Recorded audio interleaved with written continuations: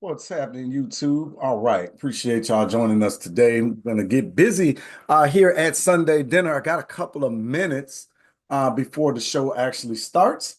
So I always forget. So I have to try to make sure that I loop y'all in and make sure that everything is all set up. So I appreciate y'all joining us. Look, if you were watching this, you should probably just come on over and join us in the actual Sunday dinner. So you can check that out by checking your email. Hopefully you're on the email list and you're signed up.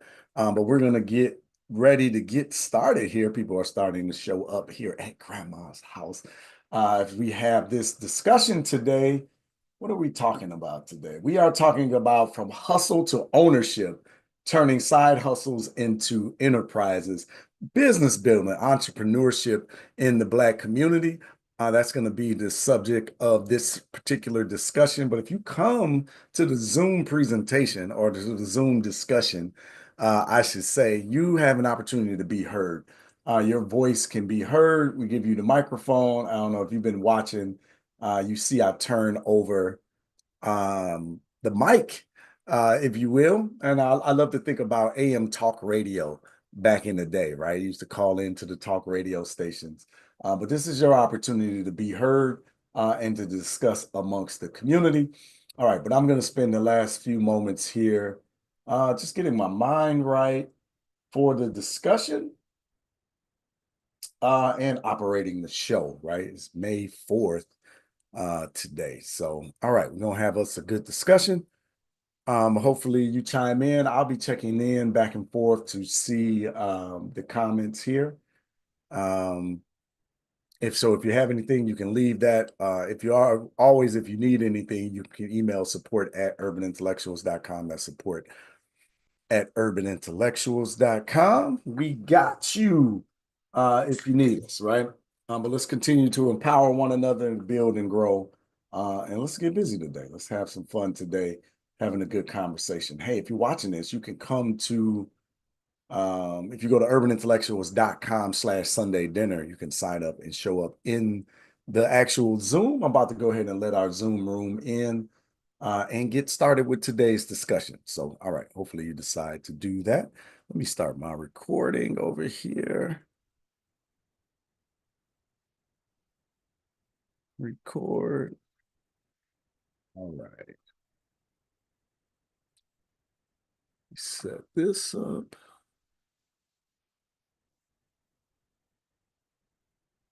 All right, greetings, everybody. Hello, hello, hello. Come on in, gather in, have a seat around at the table, right? Let's start Sunday dinner. Hopefully, everyone is doing well. Let me know in the comments the typical stuff, like where you're watching from, if this is your first time or is your second time or second or more, right? So 2+, right? So give me a 1 and where you're watching from. Today, as we get ready to start Sunday dinner, I'm gonna play our theme song. I'm going all the way theme song on y'all. I'm going all the way there now. We got theme music around here. Uh, once I get it set up. All right, one of these days I'm gonna be fully prepared and ready before we start. Today ain't that day. Urban intellectual. Open your eyes. Urban intellectuals. Yeah. Check. In a world that's unjust, I'm screaming, we love us. Equipped with knowledge, we are dangerous. In a world that's unjust, I'm screaming, we love us. Equipped with knowledge, we are dangerous. Yo, you got the power in the palm of your hands. I mean, literally, 52 flashcards, all about black history. They focus on success and less about miseries. Information is the missing piece. Are you familiar with Black Wall Street or the Haitian Revolution? How about Angela Davis or Huey Newton? Mark Dean helped create IBM. Richard Wright was a poet. Have you ever heard of him? Get familiar with your culture. Women like Evelyn Granville probably paid the way for Oprah. Trying to be fly like Miss Bessie Coleman or like James Baldwin. I could be a spokesman. Man, the power of the black fist. What you know about the '68 Olympics? Dick Gregory, yeah, he kept it realer than most. Dr. King was instilling the hope. Let's keep it going. Open your eyes. Open your eyes. Open your eyes. Hey, Deborah. All right. Love that. Thank you for that. Yeah, I'm partial to it. I'm biased, but I definitely like it. You can believe this or not, we actually created that like 5, 6 years ago, and I've just never used it. It's always interesting what's going on behind the scenes here at Urban Intellectuals. Hey, how y'all doing? My name is Freddie Taylor. I'm the CEO and founder of Urban Intellectuals, empowering the community. That is what we are working on here every day at the organization. And you found your way to Sunday dinner. All right. It's kind of it's difficult to get here, whether you believe it or not, right? We just started advertising a little bit, but we mainly push this out to people who are inside of our ecosystem. But we're looking to just build and grow the community, right? And have these discussions, these important discussions that we need to have, right? It's obvious we've been doing this for a little under a year now. I got to get like the timing to figure out exactly how long we've been doing Sunday dinners, but it's getting there, right? We started last year, middle of last year, doing these regular shows, and it's kind of a throwback to AM talk radio. So if you think about AM talk radio, where you would get involved into a discussion, and then they will open the phone lines, and the listeners will be able to call in and chime in. That's kind of like my guiding light, part of my guiding light here with Sunday dinner. But we're using Sunday dinner because the Black community is used to going to grandma's house on Sundays, right? Like we used to go to grandma's house, eat with the family, commune, get up on the family news, who's doing what is happening around, and bond and can and make sure that our family is tight, make sure that the cousins know each other. I'm learning now that many of our young people don't really know their cousins like we grew up, right? Like you grew up with your cousins, right? Like, and it's interesting how in society we're doing better with the whole air quote thing. But our families are being dispersed, right? Like we aren't as close as we used to. Maybe I'm in left field. Maybe that's just me, right? I miss AM talk radio, right? Every Sunday after church, yeah, right. Yeah, we miss that, right? Like we used to go to grandma's house and commune with the family, but it was so I don't think we value how important those moments were, right? Like in the cliche, oh, keep your family close is cute, but think about the lessons that was passed along, the unspoken rules of etiquette amongst one another, the laughter and the fun, the enjoyment, the knowing of your cousins. I think like that's like an underrated thing now. Discussing what's happening in the world, right? Sharing of what's working in your families. Like all of these things were happening, maybe not formally, but all these things were happening while you were around the table, right? Hopefully in a in a good functioning families, let's put it that way. We no, brother Fred, you're right on. However, our own personal lives have drove us from our from family. Yeah, I mean, it's like I said, like we got more technology, we have more ability to reach one another, but yet it's less connection, it's less communication. I find it really interesting. Um, like at the position that we find ourselves in this world, right? No, we don't find ourselves in this world. We created this world, right? So this world that we've created, more technology, more access to information, less intelligence. How is that, right? Less engagement, less research, less critical thinking. Um, I find it interesting, right? I didn't even mean to like spin off into these conversations. If you're new here, hey, welcome to the madness. But if y'all been around, y'all know like things that pop in my mind, I'll go down the rabbit hole and have the conversation. But I find it interesting, right? So anyway, that's where really this Sunday dinner movement kind of comes from. This is where it spawns from. Like, let's come back to the family table. Let's create our own tables. It's digital, it's virtual, but it's an opportunity for us to come together as a community. I like to call this the Urban Intellectuals family. So we are coming together over grandma's virtual table. This was my long introduction to Sunday dinner, but It's our virtual table where the family is coming together, and we're going to catch up with one another. We're going to have some fun, but we're going to share what's working with one another, and we're going to be heard. We're going to chime in on some important issues, and that's what we take up here at I was going to say Urban Intellectuals, but here on Sunday Dinner. We're taking up these important issues that we need to have and discussions we need to have amongst our community. Like yesterday, we have a podcast. One day I'll actually release some of the interviews, but yesterday we interviewed Dr. Joffrey Mount Varner, who is a Harvard PhD, ER doctor, and entrepreneur, owner of a vitamin company. We hosted him yesterday on our Sankofa Speaks podcast, talking about health, right?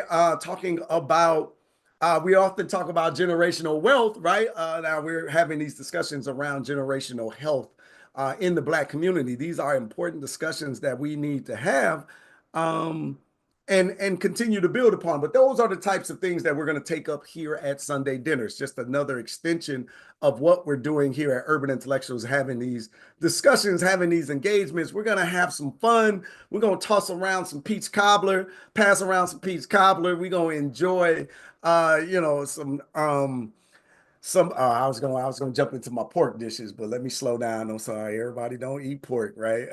Right? Sweet potatoes, right? We're gonna have some sweet potatoes, yams, and all that good stuff, right?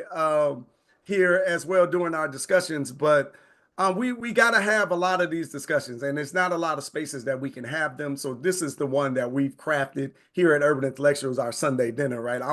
I am consistent even when I'm traveling. Trying to make sure that we're engaging on these Sundays, but I know that they've been spectacular, right? They've really been great. I got another good one for y'all today. Lips to taste wine will never kiss my yeah, all right. I hear you, Grady. I knew it. That's why I slowed down, right? I was going to mention some things, but I cut back on that. More families have to move. More families have had to move away from each other, which is sad. Yeah, even some of the younger ones don't act like it's important, but they will find out how important it is. Yeah, we have Sunday Family Zoom. Yeah, I love it. I love it. The link you sent for the text doesn't work. The text isn't working, huh? The link in the text. Thank you for that. Let me make a note to the team. Really quick. That's not being really quick. I got glasses on and can't see y'all. Okay. All right. Link and text. All right. Thank you for that. Only time I come together as family. Yeah, when one loved ones die. I love that, Grady. Thank you for that. Because that's true, right? Like our families aren't coming together until there's a funeral.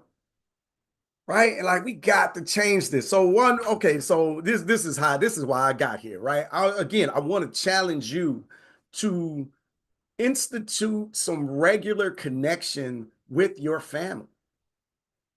Right? Like y'all used to do. It was just somebody that was serious about the family connecting, that was making sure y'all got together. Well, guess what? You can be that someone.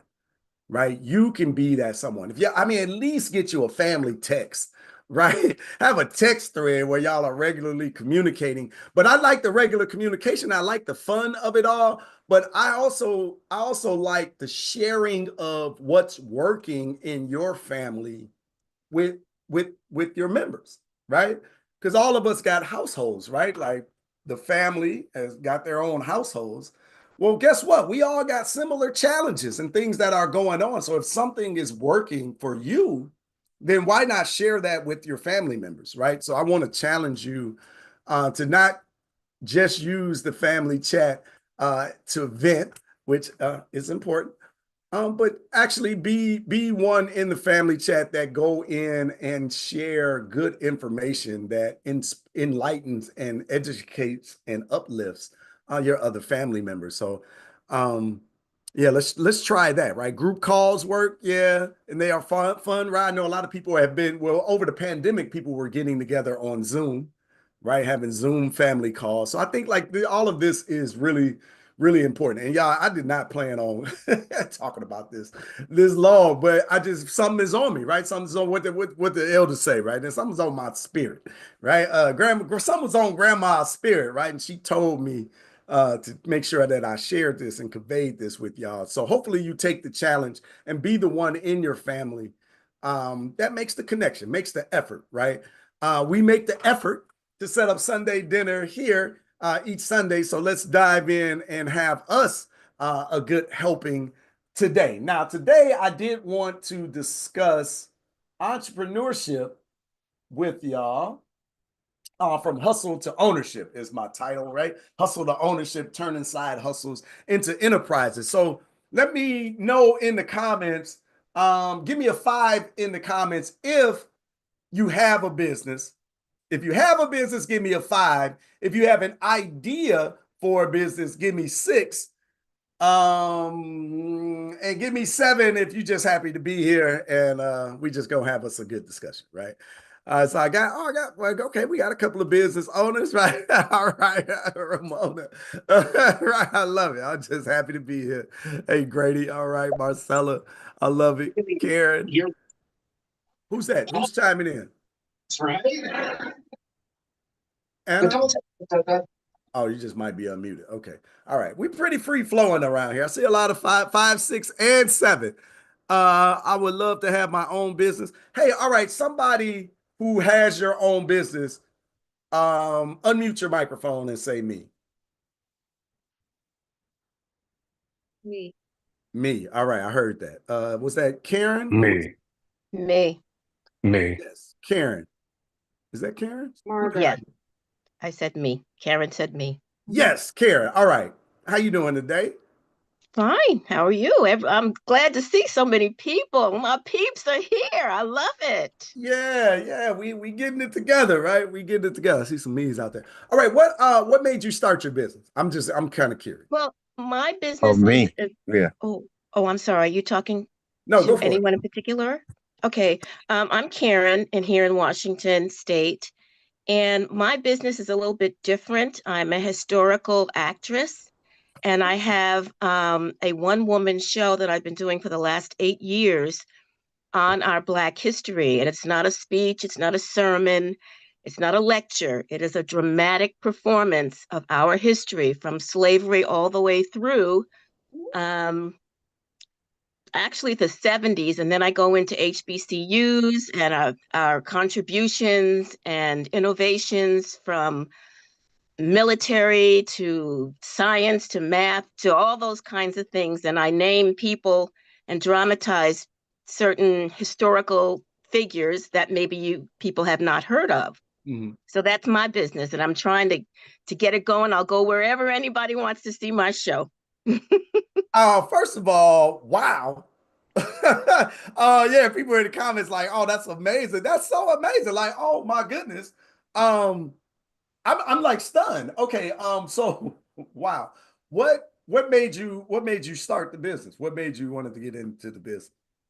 I'm a former school teacher, and there was a program that they were going to do at my church, and I said, everybody does the Martin Luther King thing, and there's nothing wrong with that. But I said, I'd like to do something different, Lord, show me.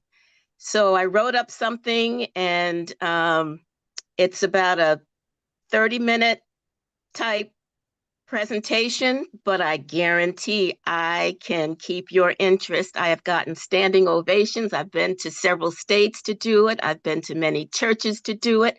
I've been to schools to do it, and they've called me back several times. So I'm trying to expand it even further. Yeah, well, it sounds like to me you just need to tell more people because, like, all the people in the comments are like, "Oh my God, that sounds incredible." I think you found the right audience, though. I don't know, I don't know if that was deliberate or not, but I mean, you're talking about Black history and culture, and you stumble into urban intellectuals. Talk about finding the right group of people, right? Um, that's perfect. But yeah, it's just man, wow, that's incredible. I love it. I love it. I love it a lot. You ain't asked me for my thoughts, but I'm gonna share it anyway. um my only concern is you being at the center of it and, you having to do the work in order to make the revenue. Hmm. Yeah. So immediately, like immediate thoughts are,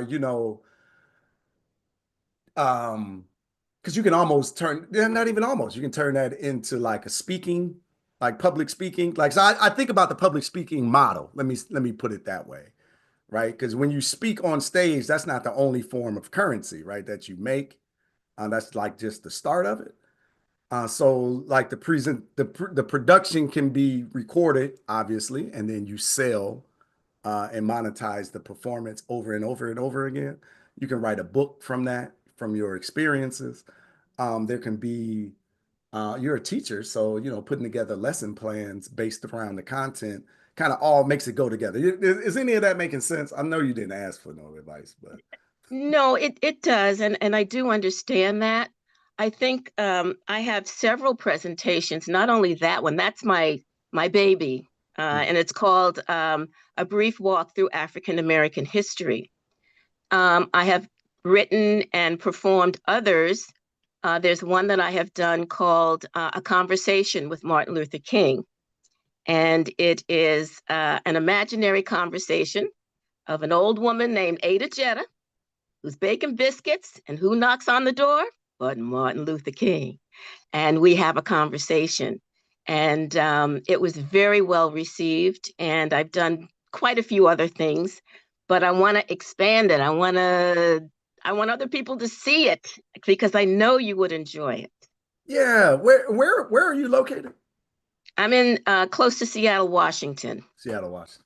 Okay, can Hmm. you do me a favor and send the email to Tamiko? Actually, let me give you a link. I'm gonna inbox you a link. I'd love to talk to you outside of this. I'm giving you the link to my website in the chat if Okay. anybody wants to go there. I've Yeah, thank you. presented at schools and other things. And now with this new administration, my there's been some speed bumps. I think some people are reluctant to to see this because of all of the. If you say diversity, if you say Black history, look what they're doing to the Black History Museum in Washington, D.C. It's a shame, and I am adamant. Write your congressperson, please, to tell them not to destroy, hide, distort our history. Yeah, I get so angry because we are just now, the last several decades, we have been trying to get our history back.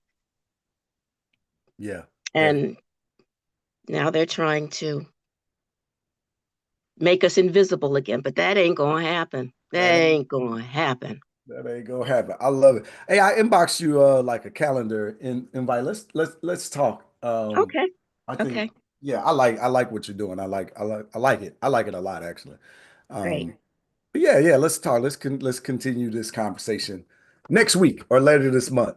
Some point at Okay. some point. That's good. All right, so then I'll open the question back up to the audience, right? Like what well, I open up with a question, right? I know I kind of just threw out who had a business, but what's stopping us from scaling our businesses to something that's sustainable? Like what problems to my business owners or even to the people who have ideas about this, what problems are you facing or encountering?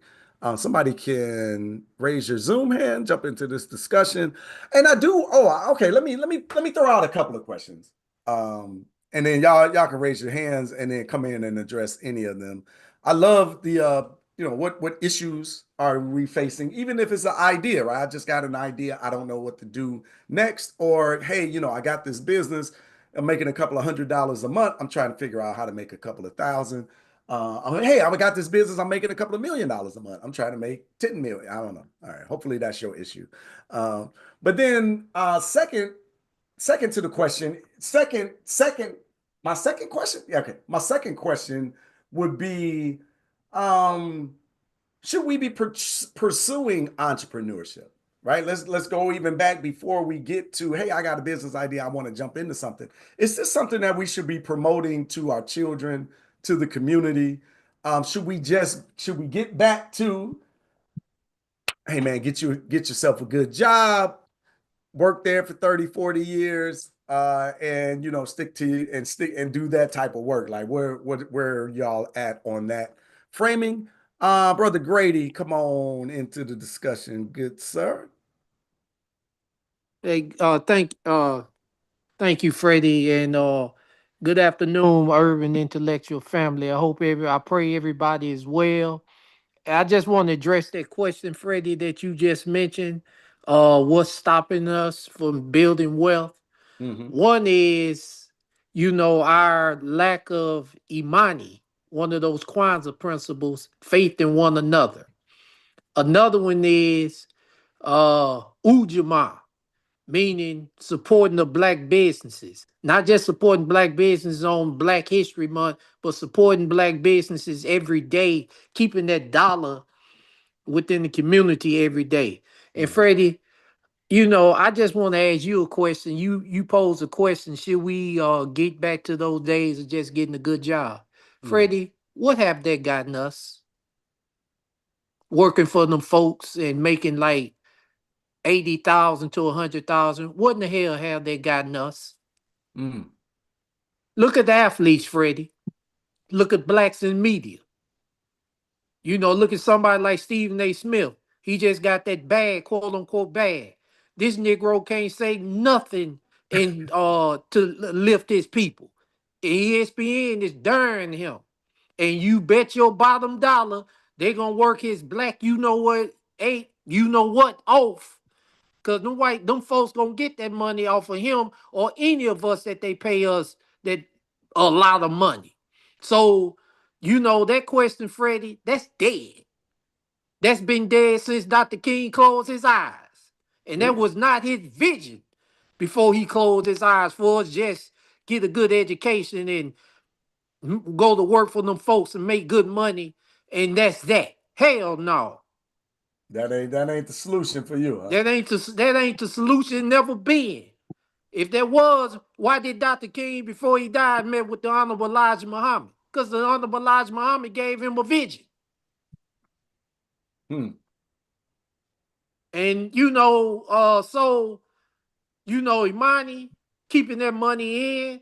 And Freddie, it ain't about us, this current generation. It's about future generations. Mm-hmm. Shouldn't we be tired of our young people going to work for somebody, sending them going to school and going to work for somebody else? I have a friend that live in East St. Louis, Illinois, the southern, down south, southern part of the state, most blackest city it is. I'm a native of East St. Louis. I'm proud of that. We 99% chocolate city, baby. More so than DC. I'm proud of that fact. But anyway, he was saying how, you know, so many people, not so many people, but there's enough educators from East St. Louis and North St. Louis alone that uproot and leave those areas and they leave us dry, Freddie. So shouldn't we be instilling this us, going back to that spirit of Black Wall Street? This is so important on so many levels, but the most important level, it's so important for our future generations.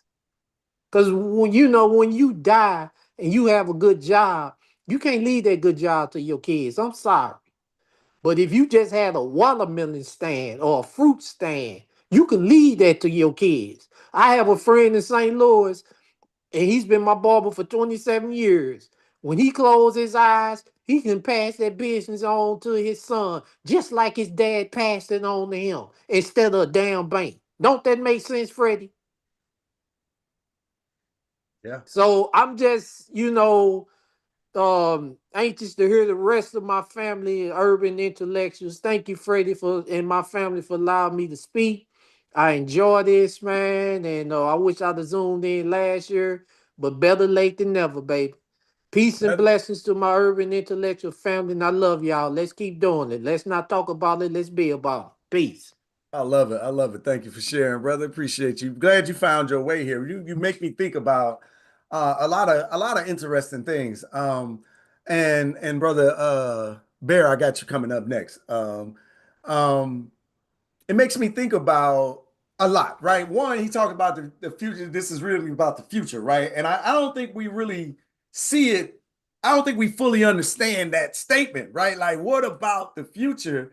We need to have businesses that operate inside of our community that hire the future, right? That we need these the reason our unemployment, one of the reasons our unemployment rate is so much higher than the rest of the nation is because we don't have enough large businesses to employ our community, right? Most Black businesses are a solopreneurship, right? I forget, somebody can Google the numbers, right? Like, how many Black businesses got an actual W-2 employee? Right? When you start getting, we got all these entrepreneurs. It's a big conversation about starting your own business, but most of us own a job. This is what I was speaking to the sister, and I was saying what concerns me is you got to show up in order for the cash flow to come in. That you got to show up for the cash, you got to play on the stage for the cash flow to come in, is akin to you behind the scenes doing the work of the enterprise. Whatever needs to happen in the business. Urban Intellectuals, there's a lot going on at the company. Y'all see me talking on Zoom right now, but there's shipments being made, there's advertising going out, there are people controlling that. Like, conversations are a lot's going on behind me that I'm not involved in, right? And we're a small company. We're a small business. We don't have enough large businesses that are hiring 5 to 10 people, let alone 500 to 5,000. Did you know that the definition of a small business is less than 500 employees? Every time I think about that, I just think of how mind-boggling that is. Because I can't imagine having 500 employees. Like, what would I do with 500 employees? Like, what would they all do? Number one. And then number two, up until 499, I'm a small business. Like, that's so mind-boggling. And I just, while we led this conversation with most Black businesses don't have one employee. And up until 500, you're a small business? Like, my goodness, right? So I don't think we really got scale and understanding of that. But this is what the future is about, that the brother was saying, because we got to be able to hire ourselves. Most people going to hire folks that look like them, that talk like them, that they're familiar with. I'm not saying it's right. I'm just saying it is what it is. We can cry about it. White folks should be hiring us. I don't understand why they won't hire us. It's not even in their brain to hire you because they just hiring people that they can relate to. Surprise, most people at Urban Intellectuals are Black. Right? Like, surprise, I hire Black folks. I'm so stunned by that. Isn't that like a shocking revelation? Why wouldn't they be the same? We've dropped the ball on linking our future, our employment, our stability to supporting businesses that hire us. We're taking down Target because they got rid of DEI and causing their stock to tumble and all of these great things. What if you just put your money in Black businesses for a century? Right? Why do you think Ford is so strong? They've been around 100 years. Name a Black business been around 100 years. We know there's some reasons why, right? Name a 25-year-old Black business. Name a 50. If we went out of our way to support them like we do other organizations, there will be large Black companies that can hire Black folks. This is my thesis. That's my theory. I don't know. I could be in left field. Brother Bear, what say you? Come on in, wherever you was coming, brother. I know I just pulled you in after. Hey now, people, party people. Thank you for having me. Yeah, appreciate you. Yeah, it's a great question. It's a great question. I would say that there's a business model going around called the cooperative business model. I'm sure there's some in the group that's heard of a co-op, right? There's a worker co-op that if you work there, you own there. It's one share, one vote. This signature, this sign behind me is called Break the Cycle Cooperative Hub, to which I'm the president of in Providence, Rhode Island. And our mission is to teach the cooperative business model to formerly and presently incarcerated citizens, children of our public school systems, and those involved in small business alike. Um, yeah, that's a great question. We need to keep our businesses in our community, for the sake that the brother said, that the dollar spends all of 1 second in our community and takes off like a bat shot out of you know where. So yeah, we need to get back to loving on each other and sharing business ideas. I'm going to be honest. I've been trying to raise cooperative businesses here in Providence for the past 3.5 to 4 years, and it's like pulling teeth. We have this mindset of not trusting each other, not working with each other, not wanting to put the work in until we see the results, and that's not the way to go. I also am the solopreneur, which is a job, which is a job of a new company called AI for Business. And I'm trying to incorporate this AI model with the cooperative business model, intertwine it and teach it as well. But AI is where we are at, not where we're going.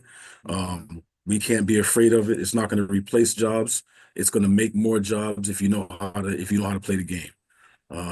I have this picture that it's a depiction of people building a building, and it on the top of it it says AI.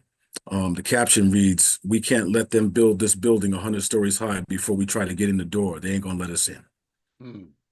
They're not gonna let us in. They're gonna keep us out as usual." And that's why I'm trying to break the cycle of the systems and cycles that harm us in our community. I thank you for your time. Appreciate you, brother. This is your first time here?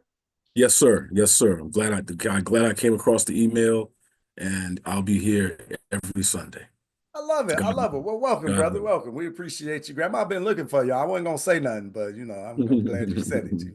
Thank you She so was much. like, he finally showed up. I was like, I appreciate you, brother. It's tough, man. Hey, and thank you for being comfortable enough to come on and start sharing. So I appreciate that as well. Not a problem. Not a problem. We need to share with each other. We ain't gonna survive if we don't. That's what I'm talking about. I love that. I love that. And I love that you're on the AI. Last week we held an AI summit.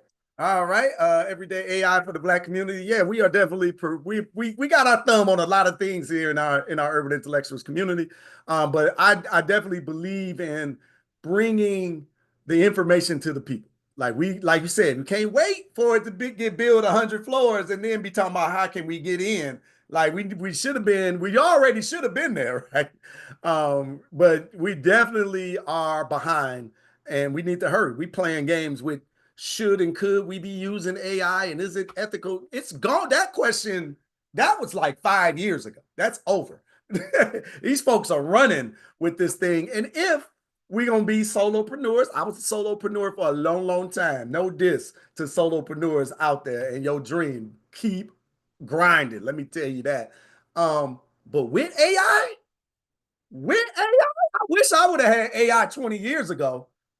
You wouldn't be ready for urban intellectuals. If I was 20 years in on AI, what y'all got going on right now is the cheat code. Like if you ain't using AI I didn't even think to incorporate this into the conversation. So brother, I'm glad you said something. And y'all are interacting with urban intellectuals. We use AI heavily. I don't know if you've been noticing or anything like that. In fact, some of the videos you watched and things you think you heard me. You didn't even hear me. My voice is cloned in the company, and we're able to use that in assets that we create. Listen, we're gonna get funky today, y'all. Like, all right, I don't have no problem sharing. So if you got any questions on how we do some of the things that we do here at the company, let me say it this way too. If I can answer the question, I'll answer it. But as folks like to say, I'm a true CEO, right? Like, I don't know how to do everything we do. All right. Now, I don't. I'm not even interested, right? But I got my data points and I'm looking at my information and I'm making decisions and I'm talking to people that do know how to do those things and getting their input, and then we're making decisions from there. But so if I can answer the question, I'll answer the question, right? That's what I'm getting at. But I've been the entrepreneur, I've been the solopreneur. I've been in your shoes. I've had great ideas. I've taken shots. I've failed. I've spent a lot of money. I've lost. I've worked long hours. I didn't sleep at night. I got up early in the morning. I ain't had no enough food to eat. Like I've been through all of these cycles over the last umpteen years. I can't even think. I've had 2 jobs in my life. Let me put it that way, right? I had one in high school, my senior year. After the senior year, before I went to college, I worked over the summer. I had that job, and I had one job in grad school in college. And I've been an entrepreneur ever since, right? This is what I do. So I'm real excited to have this conversation, and I will share. Like I said, I will share. I'm open. All right, Greta, I'm gonna be quiet. Thank you. You got your hand up. Quiet me down. Yeah, I get fired up over entrepreneurship. This is like my favorite. Outside of Black history, business is like my favorite subject. So I love it. So, all right, Greta, how you doing? I'm great. How are you, sir? I'm good. I'm good. Thank you for being here. Okay. Well, this is my first time, but the one of the reasons I hold that we are not being collaborative is like the gentleman said previously, mistrust and thinking, and I'm gonna just say it, thinking white folks stuff is better than ours. Ooh. And that's the brainwash, or that is the conditioning that has happened, that has held us hostage. And I'm old school. I'm a boomer. And when I look back over things that have happened, I see it. My grandmother, just to share with you, my grandmother had 6 kids. And then she went back to school to get her teacher's education degree. Now, if you can imagine that happening in the 30s and 40s. 6 kids, and they were sharecroppers, okay? But that was the only thing that they allowed us to do back in the day, was either education, preachers, those kind of things, right? But I said all of that, they had an entrepreneurial spirit, because their thing that got them was that they would always try to purchase land. They came out of East Texas. And you'll hear the twang in my voice, and I'm not ashamed. But when they came out, and they went through some hardships, right? But when they came out and moved to Fort Worth, Texas, it was about the land. And they built their own home. My uncles built their own homes, and it was passed down. There was no reason why my cousins my age didn't have a place to stay. I'll say it like that. But that's the entrepreneurial spirit that they had. And we looked at that and we gleaned from that. But it's the mistrust that we have been conditioned with, when we thought the other side, or think the other side, or been brainwashed to think the other side is better. Because I grew up in a community where there was a Black grocery store, a Black lady that was selling cookies out of her house. And we went there as kids to support her, and we knew who our community was. So segregation was a two-edged sword, I'll say it like that, because once we thought it was better in the other neighborhood for whatever reason, and it may have been, I'm not from where it was shootings. We didn't have that kind of thing, but I'm here in Maryland now. So it's it's like a different culture. It was a culture shock coming from Texas, because when I came, I was used to speaking to people. People were on the subway. They were like, who is she talking to? It was crazy. So I had to get used to that kind of environment, and just say, don't let them stop your friendly spirit. Just keep going. But I said all that to say, we need to get back. And urban intellectuals, yes, I purchase from you. And what my business is that is in the works, because I'm about to leave my job, hopefully really soon as well, to progress and get my dream. But I have like 21 companies that are Black. I search for Black first. Mhm. And the only reason why I don't have any more is because we're just now seeing, and it's just now being put out with all of this internet and all of this stuff, technology, that we can find the people, right? But I have 21 Black businesses. And so when people ask me, Greta, who do you use? Da da da da. I was like, okay, I've dealt with this person. They're great. You need to do that. So I said, Greta, why don't you just start what I call an engagement partners list, right? So if it's something that you do better than I do, or I have no knowledge about, I'm passing that on to other folks. But that's what this Wise Strategies is all about. It's about customer service, because that's another thing that kills Black businesses. It's the customer service. I'm sorry. We need to know how to treat our people. We need to know how to be hospitable to people when they walk in the business, because word of mouth can kill you just as quick. The word of mouth can kill a Black business just as quick. So my thing is about educating my Black folks. My thing is about helping them. My thing is about supporting. But again, I call that part of my Wise Strategies. It's a 3-prong or 4-prong approach of what's going on. But one of the things I have is a list of what I call engagement partners. I may not have the expertise, but hey, here's somebody that does, and I've dealt with them. They're respectable. They know what they're doing. And I think if we just join forces, like if it's a bunch of accounting firms out there, but why not everybody join and have one accounting firm? That's how you scale up. And you go to the Black accounting firms. Same thing with the lawyer firms. Everybody, our folks most of them are in.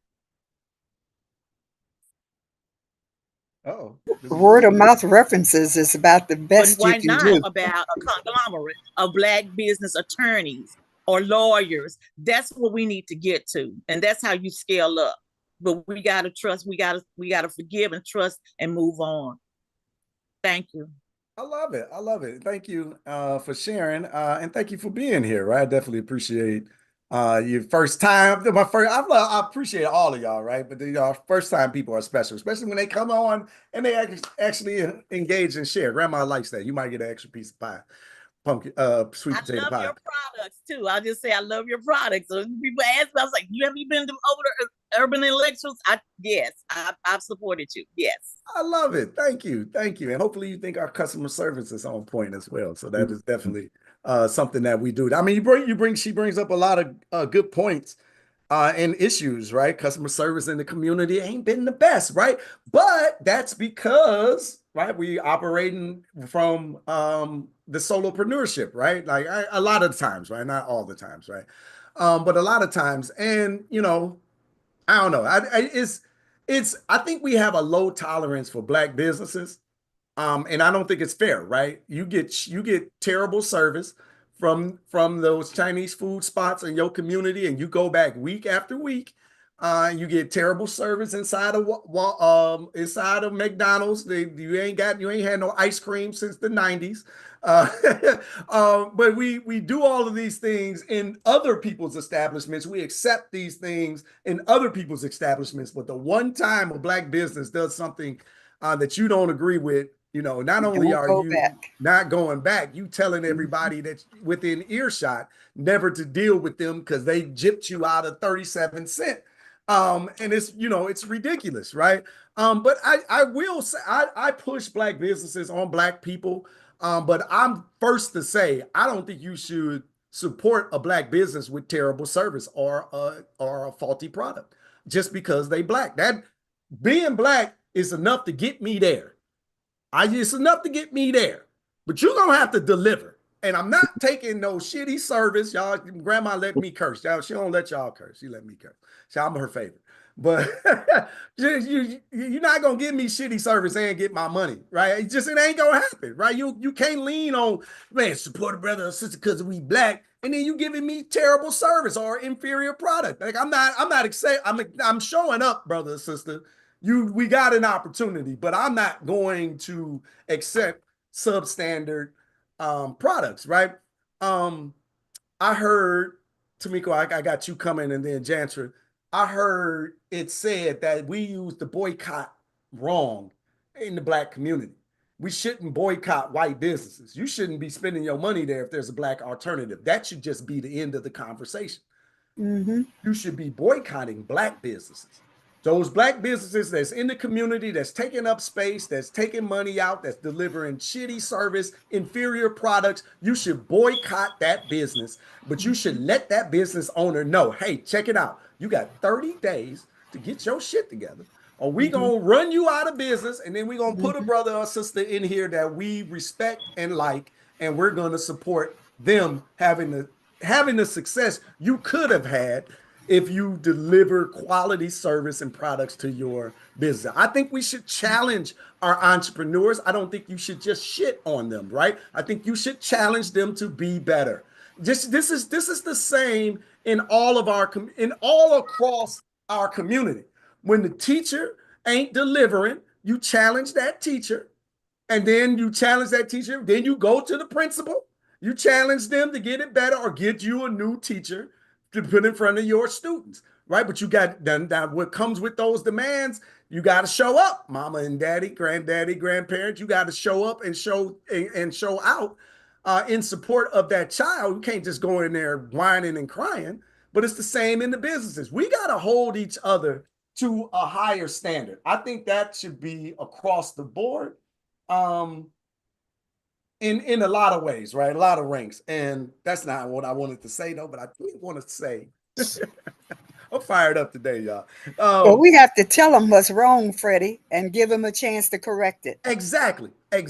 We gotta say something. You can't just retreat to your corners and your text threads and be bad mouthing folks. I ain't saying that you got to go spend your money, but go give them as a business owner, give me the opportunity to clean my stuff up. Mm-hmm. All right. Somebody inboxed me today. Hey, the link in the SMS in the text wasn't working. Thank you. Right.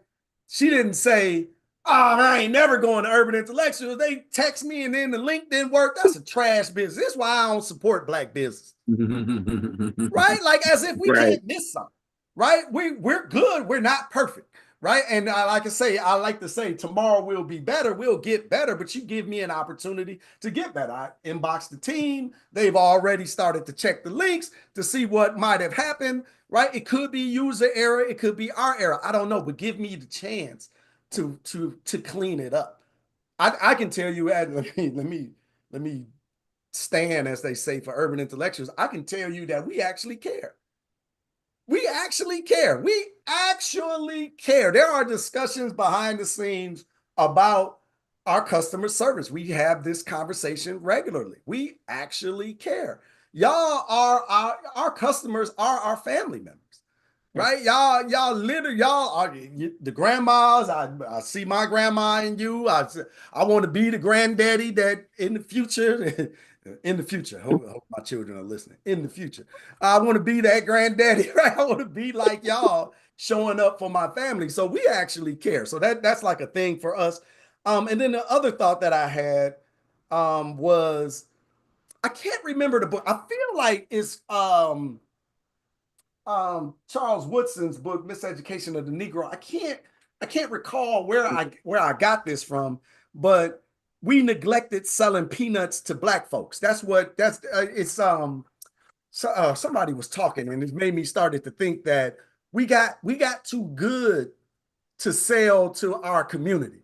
You know, I got to go get my fancy degree, and I got to go work for these white folks down. I got to go work for Procter and Gamble. I got to go have a title and a badge. I got to put my suit and tie on so y'all can see how important I am. I can't be out here selling peanuts to Negroes. Meanwhile, other races came in and sold them Negroes peanuts, and they made billions. Billions. Yep. Right? So a lot of times we go for the look or the appearance. Now, we are a damaged people. There's been a lot going on with our history, to say the least.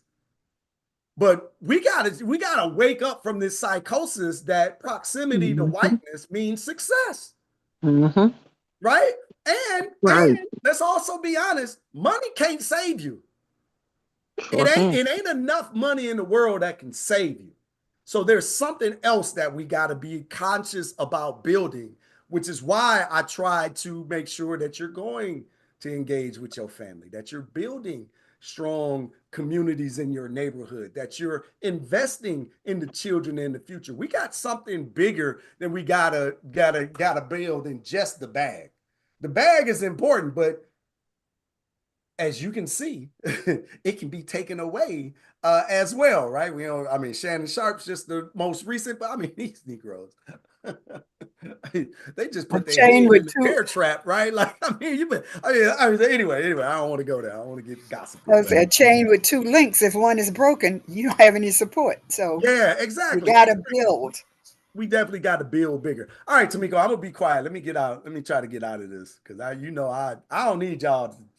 I keep talking. All right, sister, how you doing? Hey, Freddie. Wait, Hi. before you go, I want y'all to know this is supposed to be Tamiko's day off, so she just here anyway. But all right, how you doing? You know, I gotta get my urban intellectuals fix. Um, I love our company. My team and I wake up every day with a mission to change the world through Black history, and we take that mission very seriously. So one of the things I wanted to make a couple of points, but one of the points that I wanted to say, we have to be very careful with how we engage with Black businesses, right? So we made the point that oftentimes we're ready to just, cut them off, sell them down the river, get on social media and blast them without giving them some grace. And I always say, give them some grace. And it may take more than 30 days, right? Because if they're in a situation where maybe they're not delivering certain things in time, it's, situations beyond their control. It could be, it could take them a little while to correct things because maybe they need a little bit more money, to do certain things. So give them some grace, but definitely don't go on social media and social media platforms, public platforms, and shouting from the rooftops that the business is bad, you're not going back. It's almost like you go on a campaign to get everyone against that said business. So please refrain from doing that. It's like fixing your sister's crown. Do it in private. Hey sis, this is what happened. I tried to purchase XYZ, whatever, hear what they have to say, and then, give them some time to fix the solution. And like I said, it may take a little bit more than 30 days, so be a little bit patient. But then to go on, I can't remember the person's name that was before you, Freddie, but when it comes to our community is our community as well. One of the keys they benefit everyone, even if they don't. Sorry. That's okay. One of the keys to making sure that we support each other, because like she was saying, that there's a mistrust that is out there because it's been by design. The powers that be and colonialism and colonization, and how our minds have been trained to think and believe certain things. And so one of the keys to fix that, it's to make sure that you're teaching your children about their history and about their past. People don't realize how important that is. And this is not a shameless plug for Urban Intellectuals, but we have a club for children, Sankofa Club. Everyone on this call, if you have children or grandchildren, they should be in the Sankofa Club or the equivalent. You have to pour into them because they're not getting this information in school. They're not getting it. A lot of people seem to think that their history is also about enslavement and civil rights. That's not where we want to start, because that's what the schools have taught and poured into our children and into us. And we think that that's all that we are, and no disrespect to our ancestors, but we have so much more to our story, and our children need to know that. They need to know that mathematics was created by the oldest mathematics tool was created by a Black woman, right? They need to know that. They need to know that the Greeks learned mathematics from the Africans. They need to know that the world's first multi-genius is an African man, multi-genius who is an architect, who was a doctor, who was an artist, and all those things. We need to, Imhotep is who I'm speaking of. And our children need to know this so that when they are sitting in those classrooms and hearing things that don't resonate with them, they have an internal confidence that nobody could shake, and so that they could stand against systemic racism, because they're dealing with systemic racism right now as we speak in these classrooms across the country and the world for that matter. So I just want to encourage everyone that one of the solutions is to make sure your children are getting that. And then the other thing, something fun with regard to business, anyone who has a business right now, and you're being challenged, with marketing and whatnot, no matter, like, however you feel about TikTok at this moment, and the uncertainty with the TikTok ban or whatever, right now, if you have a business, I encourage you to go live on TikTok every single day. They are absolutely rewarding live hosts. And so if you have a product that you're promoting, if you have a digital product that you're promoting, if you have a physical product that you're promoting, you can literally have it, set up your product on TikTok Shop. Like, there's so much potential for free advertisement, but you have to put the work in going live every single day. So that's just, just a little fun share. And that's all I have to say for now. Yeah, hey y'all, she's so serious about this TikTok stuff. She actually she pushes this on me inside of the meetings, y'all. So she's not just talking to y'all, right? I know that was like strategic because he's been trying to get me on TikTok. Listen, man, I'm a man of a certain age. I'm too old for the tickety talk. Like no, I mean that's what we say, but we're really leaving ourselves out of We're gonna these get left opportunities. behind, brother. We're gonna get left behind talking like that, brother. Yeah. Right. And really and truly, the biggest boom right now are people over 40 on TikTok. Like, they literally have, I think it's Grand Talk or something like that. And so people are are literally doing nothing. Like, okay, so you see women that are trying to lose weight. Literally, they're going live and doing their workouts live in front of everyone.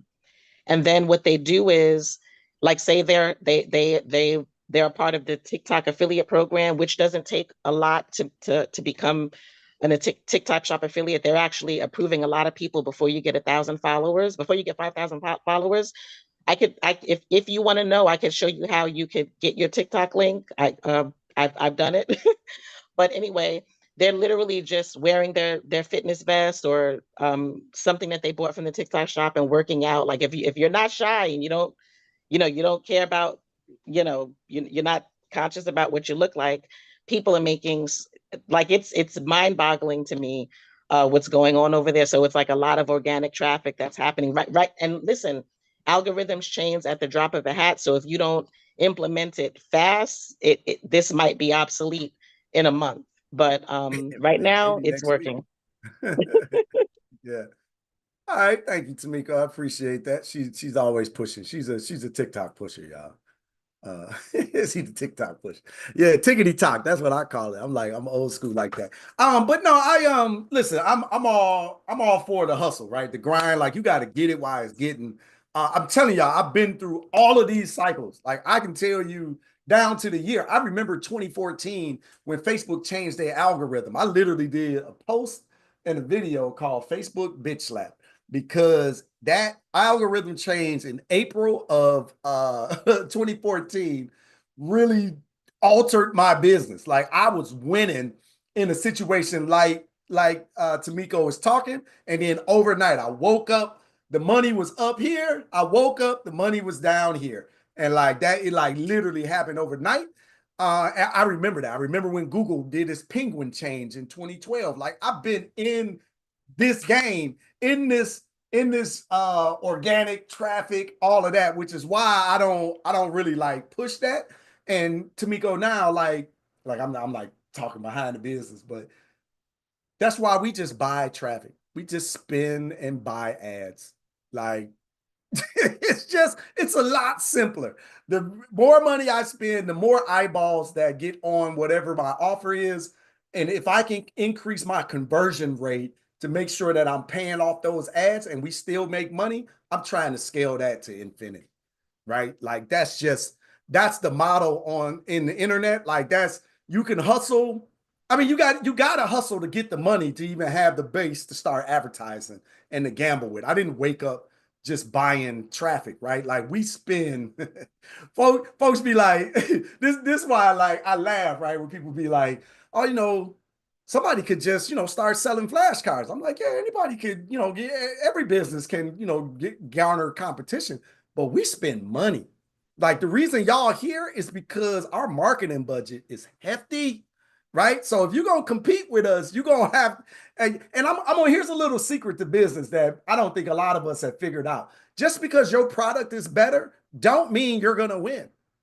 Like that's like a hard concept for folks to really, I don't know if it's to accept or to understand. Just a better product doesn't mean you're going to win. That sounds crazy, but it's just how the marketplace reacts. It just is what it is. Business entrepreneurship is like, nobody cares what your feelings are. And like when I get to talking to Black folks and everything, it always comes down to a feeling. Well, I just feel like, and it should just, that don't matter, right? It don't matter. How does the market react to your offering? If you raise your price $1, does the buy-in stay the same or does it dramatically decrease? And if it decreases, does it decrease to the point that you should lower your price? Or does the profit from the additional dollar still make money despite fewer sales, right?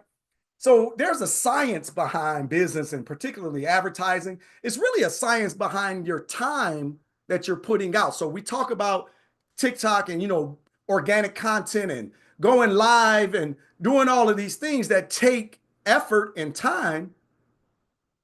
Is it worth it? And how does that compare to spending $1? Spending an hour or spending $50, which should you do? And can you determine that based upon the data that you're collecting in the business? Now, like, this is a lot. I'm talking at like a higher level. I didn't start here, right? I started just trying to figure out how to make $100 a day, right? I'm trying to figure that out, right? And then we continue to grow. All right, I'm gonna be quiet for a moment anyway. Brother Grady, I got Grady, then David, and I'm lost on the comments, so I'm coming back. Brother Grady, come on in here, brother. Somewhere in Okay. this stew of conversation. Hold on. Can you hear me, Brother Freddie? Yes, sir. Yeah, Brother Freddie and Urban Intellectual Family, greetings once again, and thank you for inviting me on the platform. Brother Freddie, I have one to bring to your attention and my Urban Intellectual Family attention, in terms of giving the brother or sister who have businesses that's in business for themselves, and we may feel they don't get quality products or service. Okay, there was a situation where there were like two business owners in St. Louis I knew personally and who I supported. They were brothers. Mhm. Okay, there were these brothers in the Nation of Islam. They had this store. They had a grocery store entitled Yours Market, and they didn't sell lottery tickets. They didn't sell cigarettes. They didn't sell alcohol. And because of that, they didn't garnish that support from our community for Brother Freddie and family. And also, they had, some brothers and sisters thought it was, a bunch of crap, but they didn't serve those who came in there, brothers who came in there with no shirts on, or sisters who may came in there exposing a little too much. Not saying they wasn't welcome or loved, but at the same time, those same people who did that to them, you know, when they went to the white establishments, like in the suburban area of St. Louis or Southern Illinois, they didn't come that way, you know, with them folks. Okay, with yours market, unfortunately, they went under because they weren't getting the support. You know, people were saying that, you know, their prices was a little too high. Keep in mind, Brother Freddie, if you are a small business like yours market was, and you don't garnish that economic dollar like those folks do who have the big, you know, supermarket corporations, you have to kind of break even somewhere. Does that make sense, Freddie? Because I knew a gentleman that owned a black gentleman named Mr. Levi, who owned a men's garment store right downtown St. Louis in Union Station.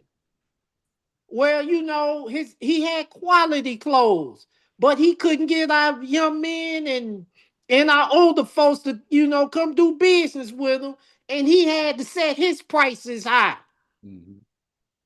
And all people did was bitch and say and complain, but they never approached them and asked them why.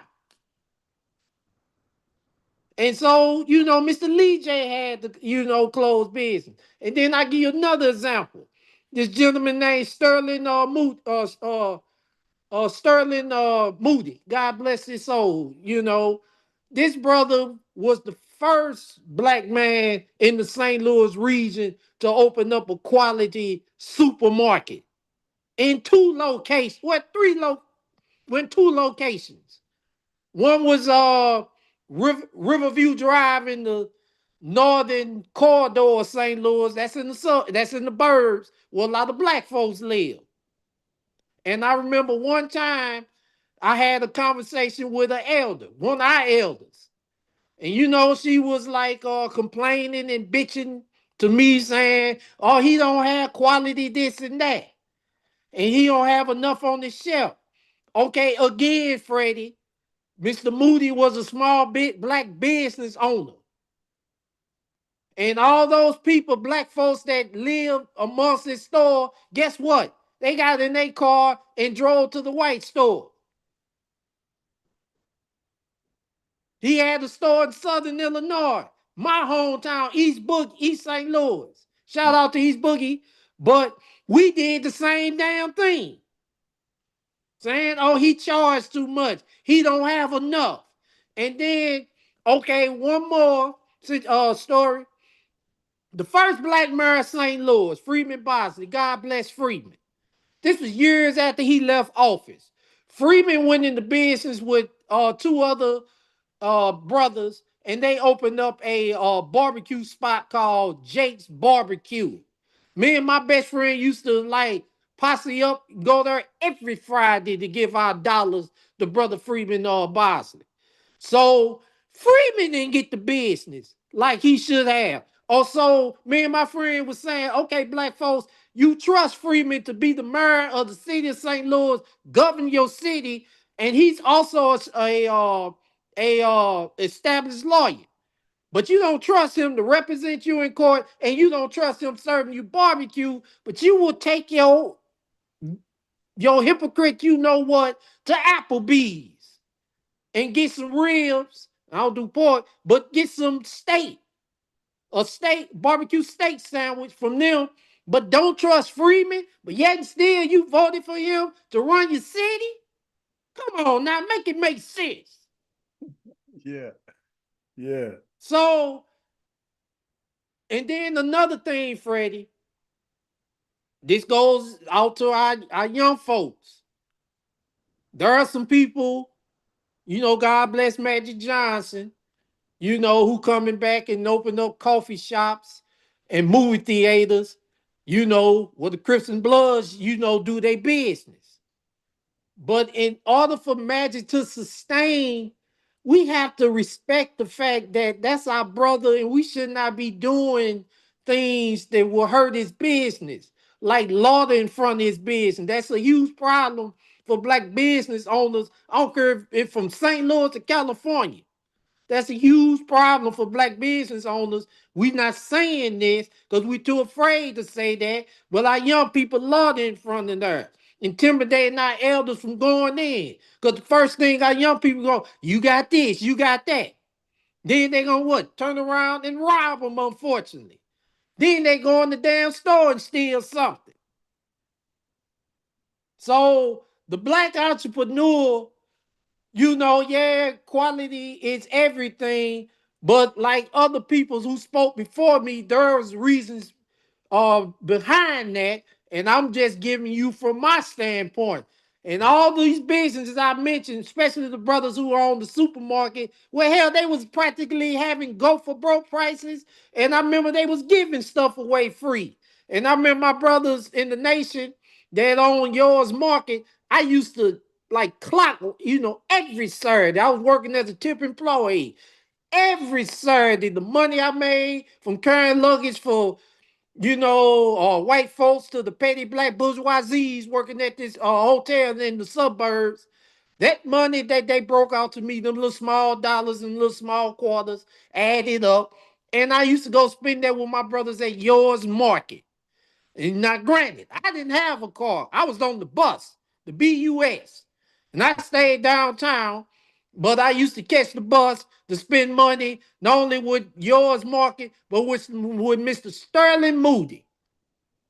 Now, the black working class in St. Louis, yeah, they might be catching hell, but man, I don't care what type of hood it is, you'll see a car parked outside them projects or outside that home. Not only in St. Louis, but in your neck of the woods too, and also from New York to LA. You'll see a car parked outside them projects and them homes, and they start that car up, burn gas, and they either, go to the suburbs of New York City or they drive out to Burbank in California. Make it make sense. Yeah. All right, brother. All right, man. I'm willing. I'm ready to hear Brother David. And Brother David, if I said something wrong, Brother David X, please correct me, brother. And that goes to my urban intellectual family. I love y'all. Peace. Appreciate your passion, brother. Brother David, come on into the discussion, young man. Peace to everyone. Can you hear me? Yes, sir. Yes, sir.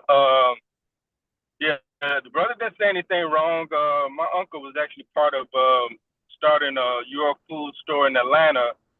And what the brother was speaking to was the standard that, the nation has a standard, so yeah, you can't just come in there with your shirt off and, you gotta, respect yourself. And unfortunately, when you push that kind of standard on people who are not ready for that standard, then it could cost you business wise. I haven't talked to my uncle in a while to see how that store is doing, but that brother, what he spoke on has motivated me to reach out just to kind of see what they experienced in Atlanta. But everyone has pretty much said what relates to my comment in the comment section, which is we have to address the fact that we have little to no access to capital, and then we gotta deal with the mindset, even when we do have capital. And the problem is, we got to think a little bit higher because see, you talked about science. There's a science to marketing, but it reminded me of what we're taught in the nation is that there's 3 sciences that America has kept from us. And that's the science of business, science of war, and the science of mating or relationships. And of course, for obvious reasons, we know why that was kept from us. And so this conversation that we're having, and really the things that we suffer from the most have to do with all 3. Not being able to keep from being killed by the folk who claim they fear for their life, and now they get to just shoot us down with no repercussions. Then our issues with the gender war that's going on right now, and the issue with the struggles we have in business. Being able to scale is being blocked by the fact that we have not really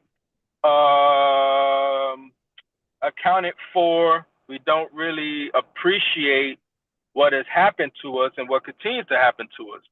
And the growth that we saw post being emancipated, because we wasn't freed, we were emancipated. The gains that we made, we went in reverse during the civil rights era, because the era that was made was to try to integrate when we didn't have to integrate. We just needed you to leave us the hell alone, and if we're citizens, then we get to vote, we get to have rights, we get to have the same protections. But what they did was they tricked us into integration, which was really just integrating our dollars. And ironically, I'm watching that on The Godfather. I'm finally watching The Godfather of Harlem, and you see the mob who wanted nothing to do with Harlem realize how much money was in Harlem and like, hold on, maybe we need to rethink this, because as long as they stayed out of that game, you know, the organized the organized crime ran under Bumpy Johnson thrived, right? And so it's the same idea where, yeah, they hate us, they want to do with us, they don't want to be around us, but then they're like, you know what, these guys got money, and their money spent just as good as anybody else. And so by us having this inferiority complex where we just got to be accepted by these people, we just got to be included with them, it affects everything that we do, period. So until we deal with the mindset, and you're doing your part with the history, the focus on history, until we deal with that mindset, we're gonna stay in this situation. And to deal with the mindset, you got to understand, like, look, you know, it's just a matter of time before I start going to scriptures. But the fact of the matter is, Jesus said that, well, I think it was Paul that said that we're dealing with spiritual wickedness in high places, and we know that we're not a minority on the planet, but the only way the real minority could stay in control over us is by dividing us. And that's what they've done, and they've done it scientifically. They approached it scientifically, and therefore also spiritually, and to an extent physically. And so, you know, until we are either, look like we're going to have to be forced to do it, to be honest with you, because when we were together out of necessity. We weren't allowed in white spaces, and so we thrived to an extent. But integration gave us that false, that false comfort that we were post-racial and all this. But we see today we're way worse than we were back then. I mean, the turn of the century, we had automakers, we had manufacturers, we had things that would boggle our mind today if you saw a black person owning it. I was driving downtown Dallas with my daughter, and I asked, I said, look at all these tall buildings. How many of these buildings do you think are owned by black folk? And she looked around and she said, I would say maybe 3. I said, baby, I'm sad to say, but it's 0. It's 0. And I think to even come across a black property on that level, you have to go to Atlanta, I believe, to find high rises that are owned by blacks or black groups. But yeah, so we're not going to get out of this until the mindset change, because even when we get access to capital, as you mentioned with Shannon and some of the others, that mindset, it just opens us up to being tricked right back into giving our money away. One sister pointed out all the little white girls that were standing next to the black the brothers being drafted. So that's, as you see, that money is going to find its way back into their hands. The mindset has to be addressed before we will actually deal with or see the results that we expect to see. I'm gonna leave it there. Word. And you notice I've been better too, brother. I've been allowing the scripture space. Yeah, yes, you have, and I try to make sure it's not divisive when I do it. My man, I appreciate you. Jantra.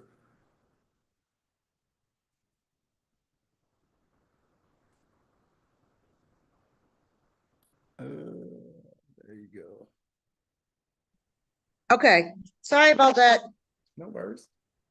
Just to for clarity, Freddie, the person you talked about, Dr. Carter, yes, that information is in his book. It's under the chapter, "The Educated Negro Leaves the Masses," and they talk about exactly what you said. I wanted to make sure that everybody was clear about that. Thank you. But I want to talk about,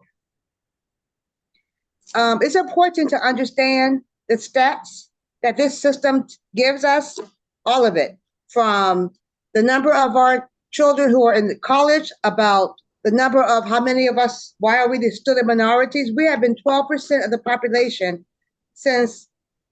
for 200 years. We know that's not logical, but all of their reports, all of their research, their stats show that Black folks, the minorities, are between 12 to 15% of the population. And we're not gullible, we're not under the fog, but the idea is that if we don't do our own research, look into our own, what our scholars are writing about, we will go around walking into walls believing the silliness that they say about us. And I wrote a couple of things down. I saw a documentary this week titled Hood Wink by two Black brothers. I can see the smiles, about two African brothers. And they talk about, in terms of the HBCUs and the Black men and women in schools. And the numbers of what they know is correct, but what the media puts out, it's like, oh my God, our men, they're all in prison. I'm never going to get married. All the Black men are in prison. Right. That kind of craziness. But there's a book they also wrote after they did the documentary. Have anybody read it? Black People Don't Read.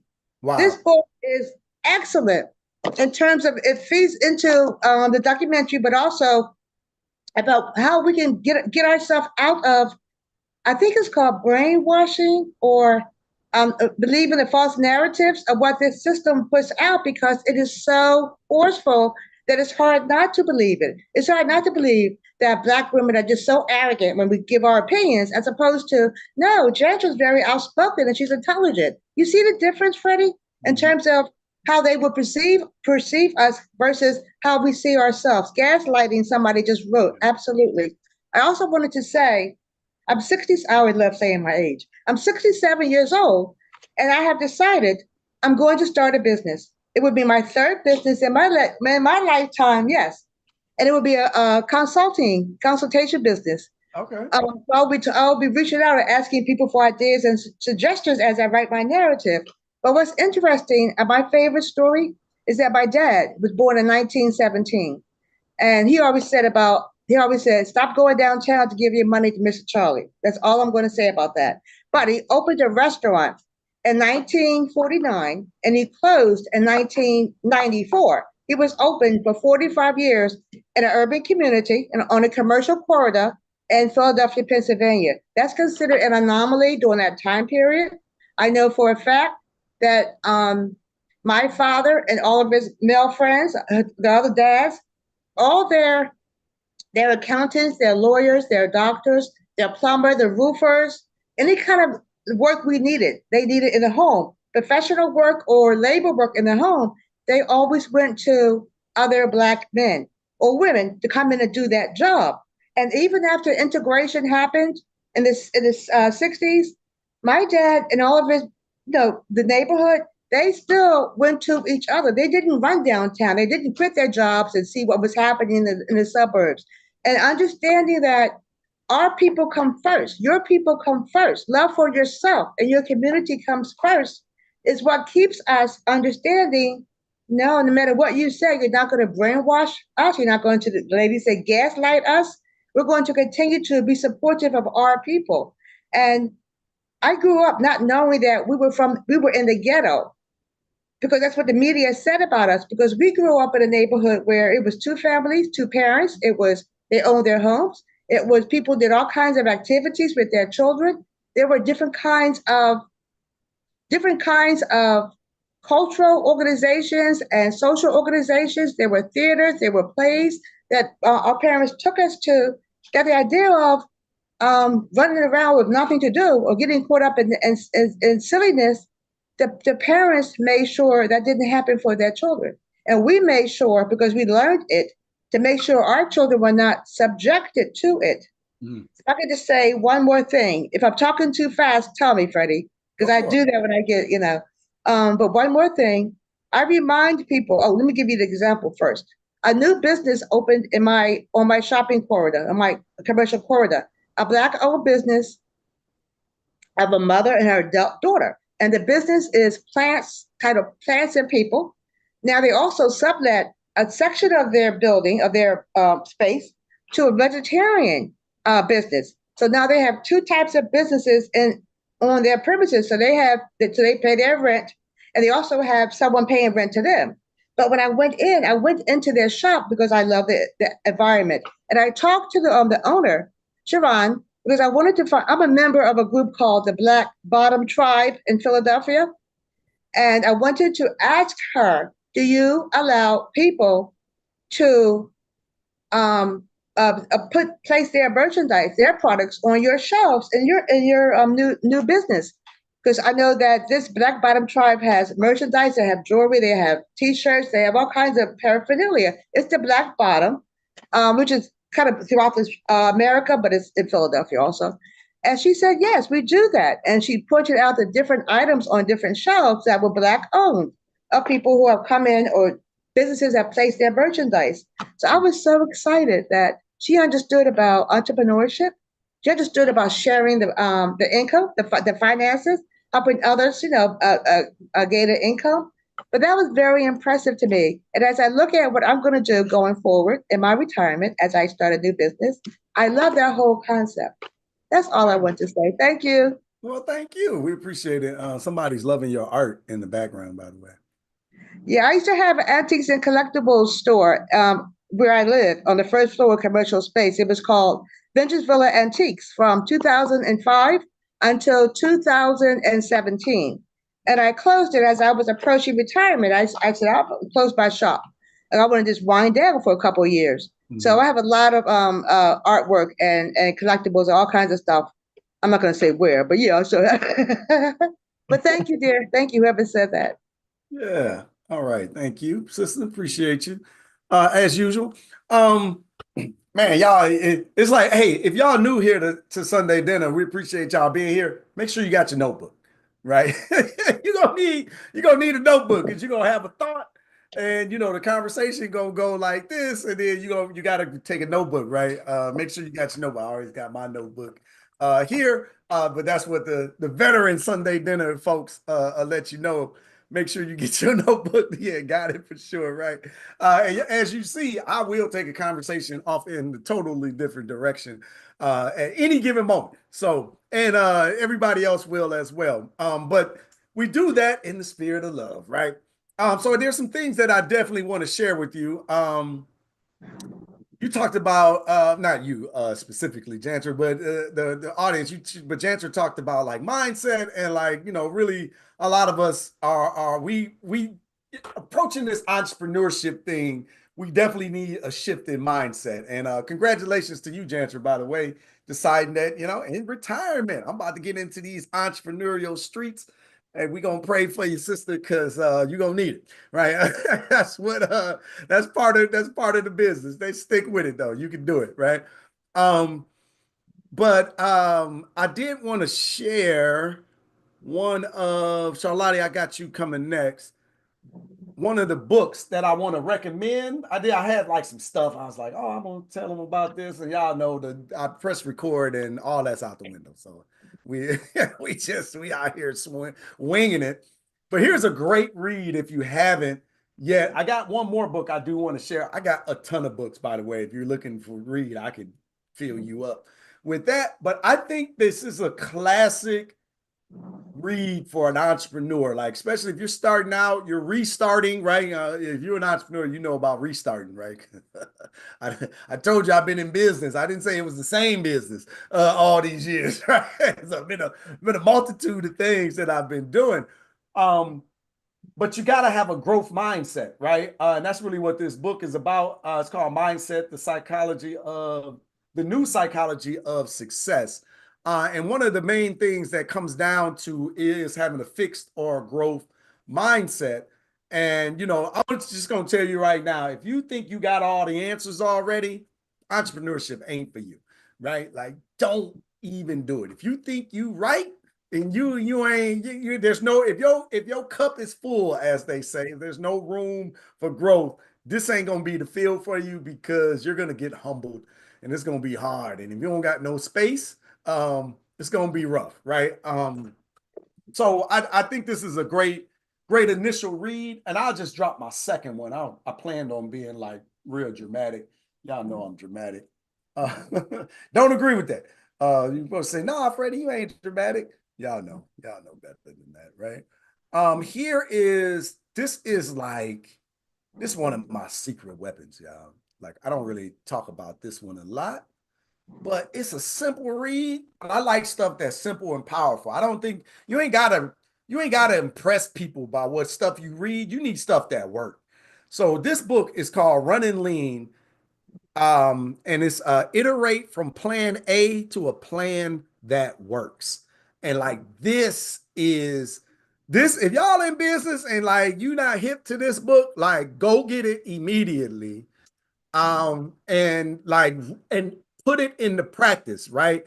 And like I'm one of those people, I'm a reader, right? But I'm a reader that read for the reading's sake, right? Like stacking information on stacking information on stacking information, which is good, it's cool, but you need to implement the information. You need to put it into action. So don't be totally like Freddie, right? Read, but take action on it. If you're a reader for reading things, read this book, but make this one of the ones that you put into action. And it's really, really what I love about it is it really drives home the point that no one cares. No one cares. Listen, let me talk to my Black folks, my Black entrepreneurs. Nobody care about your business. They don't care. They don't care why you started it. They don't care what you do. They don't care why it's important to you. They don't care why you feel like the pricing is right. They care why you think this is the moment, but they don't care. And let me tell you who really cares even less than that person.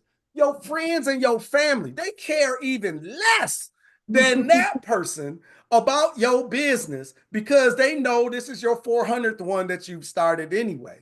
And you ain't stuck with it. You ain't leaned into it. You ain't perfected nothing. You ain't went through nothing. You just looking for another quick fix. And they know that. Don't hold that against your spouse. Don't hold that against the people around you. They know you because they've been watching you. I know you feel like this the one. This is it though. They don't understand, Freddie. You don't get it. This the one. I got a couple of things to say to you about that. Number one is show them. Like, if it's the one, then go be the one. Go get it in and go do that thing and go grow this, whatever it is. Number two, you ain't got enough friends and family to make no damn money. Stop whining over these people. You don't have enough. I know everybody likes you. I know all those 5,000 friends on Facebook. They really are your people. That ain't enough. It ain't enough. And if you think all of them people actually like you and gonna buy from you, you're delusional. I like the delusion because you go into entrepreneurship, you gotta be a little bit crazy. The odds are stacked against you. I don't know if you've ever looked at the stats on entrepreneurship, but most businesses fail, right? And they fail within a year. Like most businesses fail within the first year. And then if you go 5 years out, I think it's something like 5% are still in business. Like business is tough. And I don't need to tell y'all that this tariff situation is crazy work that's happening, right? But yeah, you're on the road today. Yeah, I mean, look, you ain't got enough friends, you ain't got enough family. So if you're going to be successful in business, that shit don't matter whether they buy or they support or not.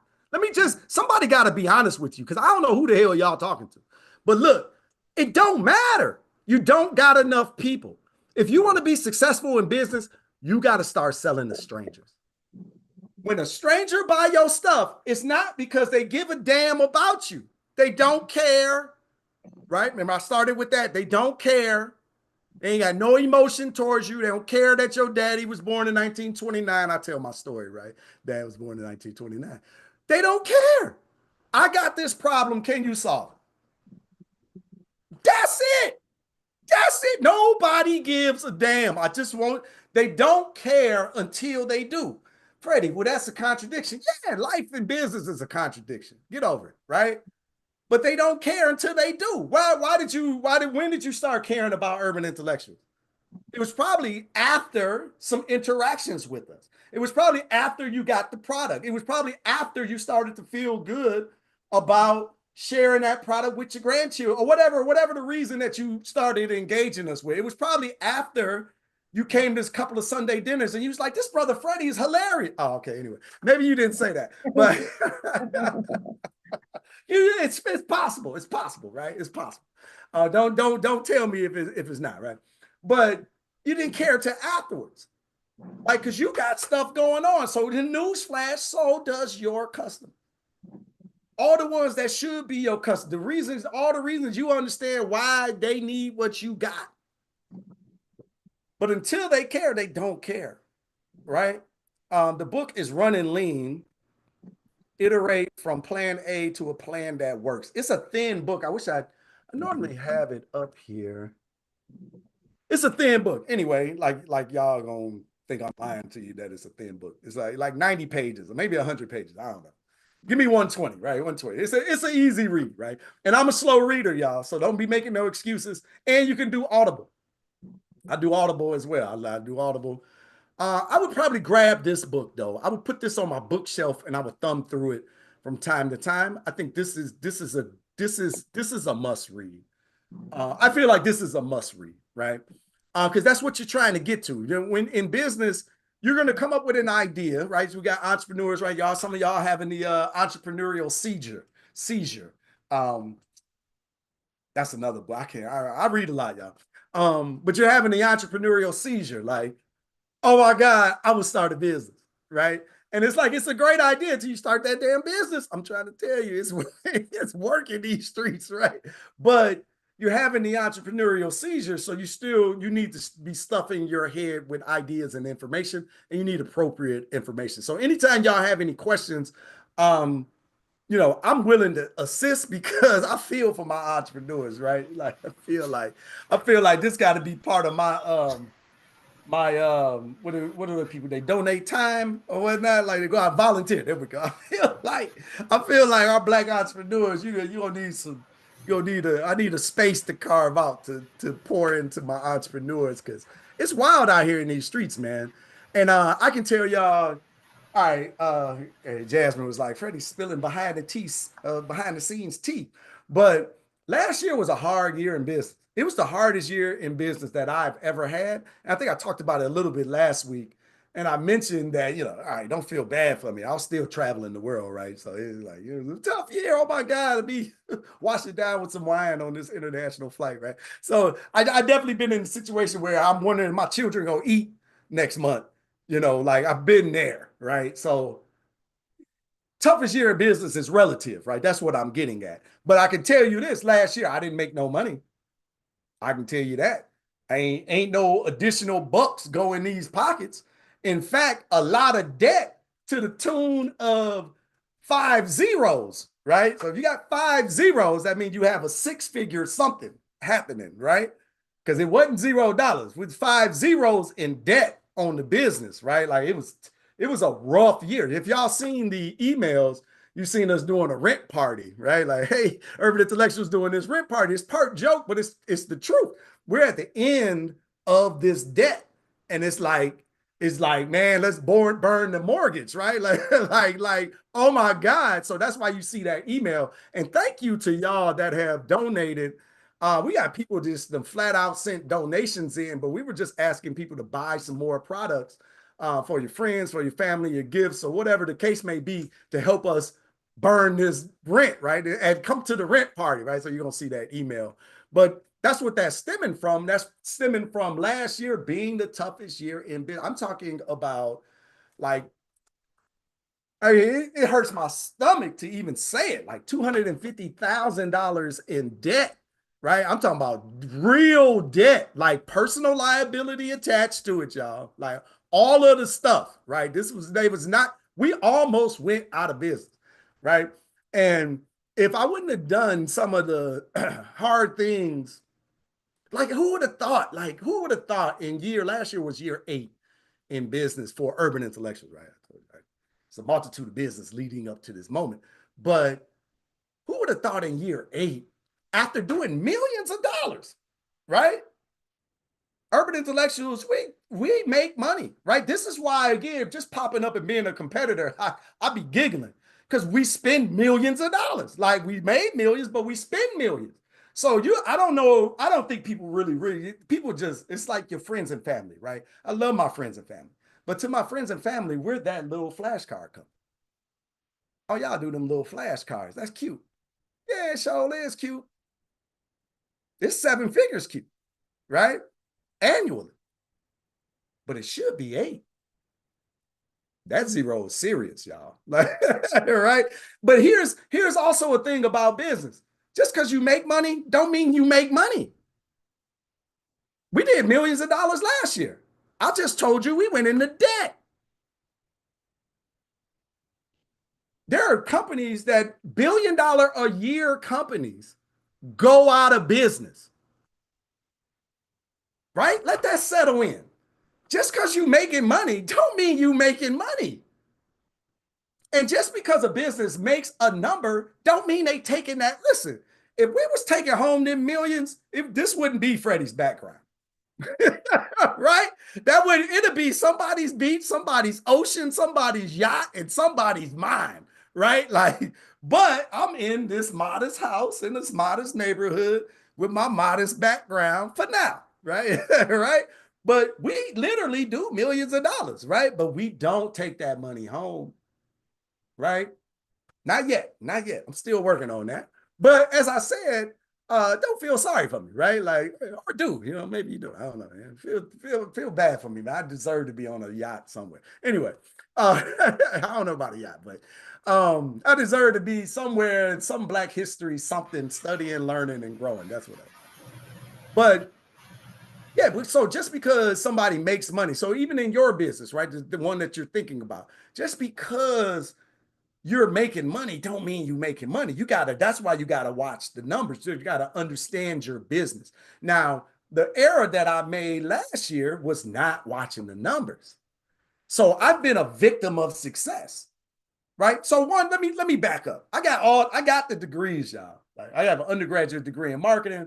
I have a master's in business administration. I graduated in 2000. I've been at this for a while, right? And I've been an entrepreneur the entire time. Right? With a family, growing a family, children, going to stuff, I've been through the paces, right? But I say all of that because it's still tough. It's still tough. And like, again, I've been a victim of success because with urban intellectuals, the wheels actually got off the ground. Like I had that entrepreneurial seizure. I had this idea. I wanted to take it to flight. I wanted to take it to start this business. And we started building this thing. And this thing started flying. Now I've built other businesses, right? I've had, I've owned a lot of businesses, right? I technically still own a web design company, which I wish my clients would stop being clients. Right? Like, I don't want to service them, but they service me when my family needed to eat. So I don't want to, like most of them, I didn't just put them on free plans and just do your thing, like trying to separate, but I appreciated them because we needed to eat. I know the struggle and the strife of this life, but this one took off and it started flying. and I get to do things and get stuff and do stuff that I've never been in the position. It was just like wonderful. And then I took my eye off the steering wheel, basically. Because success is coming, why wouldn't it keep coming? Oh, I'm special. That's what it is. I'm special. Yeah, it's just going to be nothing but glorious days ahead.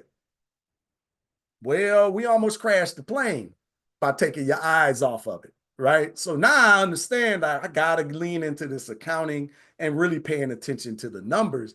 Because I told you, I probably cost us about $400,000, right? And out of that, I would have got some profit. Right? I'd have got some profit last year. So it was just like it's like I've done all the worst things you could do. Probably not all the worst things. I won't even claim that one. But I've made some bad decisions. Let me say that. But I've learned a lot in the process. But business is tough. And I'm getting back, and you ain't see this one coming. Circling back to the book, Running Lean, is really kind of how we regrouped and saved the business by recentering and focusing on the customer. Because in Running Lean, they're gonna talk to you about getting with your friends and family. This is what your friends and family are good for. Getting with them and figuring out exactly what the problem is. Your business should solve a problem or a multitude of problems. But what is the core issues of this problem that this market is having? Talking to your friends and family and people around you, use that relationship to get deeper on understanding the problem. Because if you understand the problem, then you can better market or pitch your solution. Now, notice I didn't even start with build a better mousetrap, make sure that it's better, make sure that you service the problem better than anybody else, or make sure that your widget is the best in the market. I didn't start there. You got to start with the customer. You got to start with having these conversations because you're making during your entrepreneurial seizure, you're making assumptions on why the customer needs this problem. But if you slow down and go talk to the customer, they'll tell you. This is why I love Sunday dinner, because I be asking y'all questions and y'all are really helping me in the business because you're telling me the issues that you're having in your life. But I've made space in my calendar and my time and my day to sit down and talk to you. I've packaged it as a show. I've made it interesting. I've allowed you to have participation. But from a business perspective, I'm gaining insight. I'm connecting with my audience. We're delivering value. We're having fun. We're building relationship. We're building community. And all of those things are great. But I'm gaining insight on how my market is thinking. What's concerning them? What's keeping them up at night? What issues are they facing? What solutions are they looking for? How can I bridge some of those gaps? How do they view us as a company? I'm learning right now. Tamiko's a superstar. How about we not putting Tamiko out here, right? Like, right? But I'm being funny, but I'm being serious. This is serious, right? Yeah. This is serious, right? And like I don't often like talk about this stuff, but or like Tamiko, you'll appreciate this. I don't often like recognize the work that we've done. I don't slow down to smell the roses, right? But like if you slow down, I've been running a 7-figure company for almost 10 years now, right? And with that comes some insight. Like I ain't guessing. Like here's the better thing. I ain't got nothing to sell you. Right? It's like I'm not an entrepreneurial coach. I'm not trying to get you to get into my program. I ain't selling you on shit. Right? I might even be repelling you with my behavior or my conversation. But it don't matter. Because this is the reality. This is the reality that we're in. But like And what I want you to know is like these conversations that I be having and the stuff that I say, I realize people charge tens of thousands of dollars for it. Like, it ain't a lot of spaces that you can get in front of a successful entrepreneur. And I say successful, but nah, because it's still a small business. Dude, and small businesses can go out of business. Like, it's just the littlest thing can drive you out of business. The lack of access to capital is so real. I'm talking to this bank. I'm like, I have to change my bank. I'm trying to get a loan for $20,000, y'all, to close out that predatory loan that I was telling you about.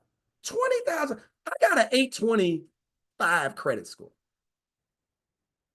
How the hell I can't get $20,000 for my business from a bank that all the damn money that we put in over, they won't give me the loan? Why won't they give you the loan, Freddie? I don't know. I'll let you figure it out, right? But this is the shit. This is the shit, right? $20,000.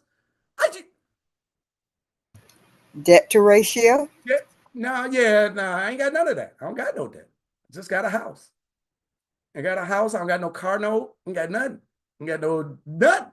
It's crazy, right? Anyway, Matthew knows. So, all right.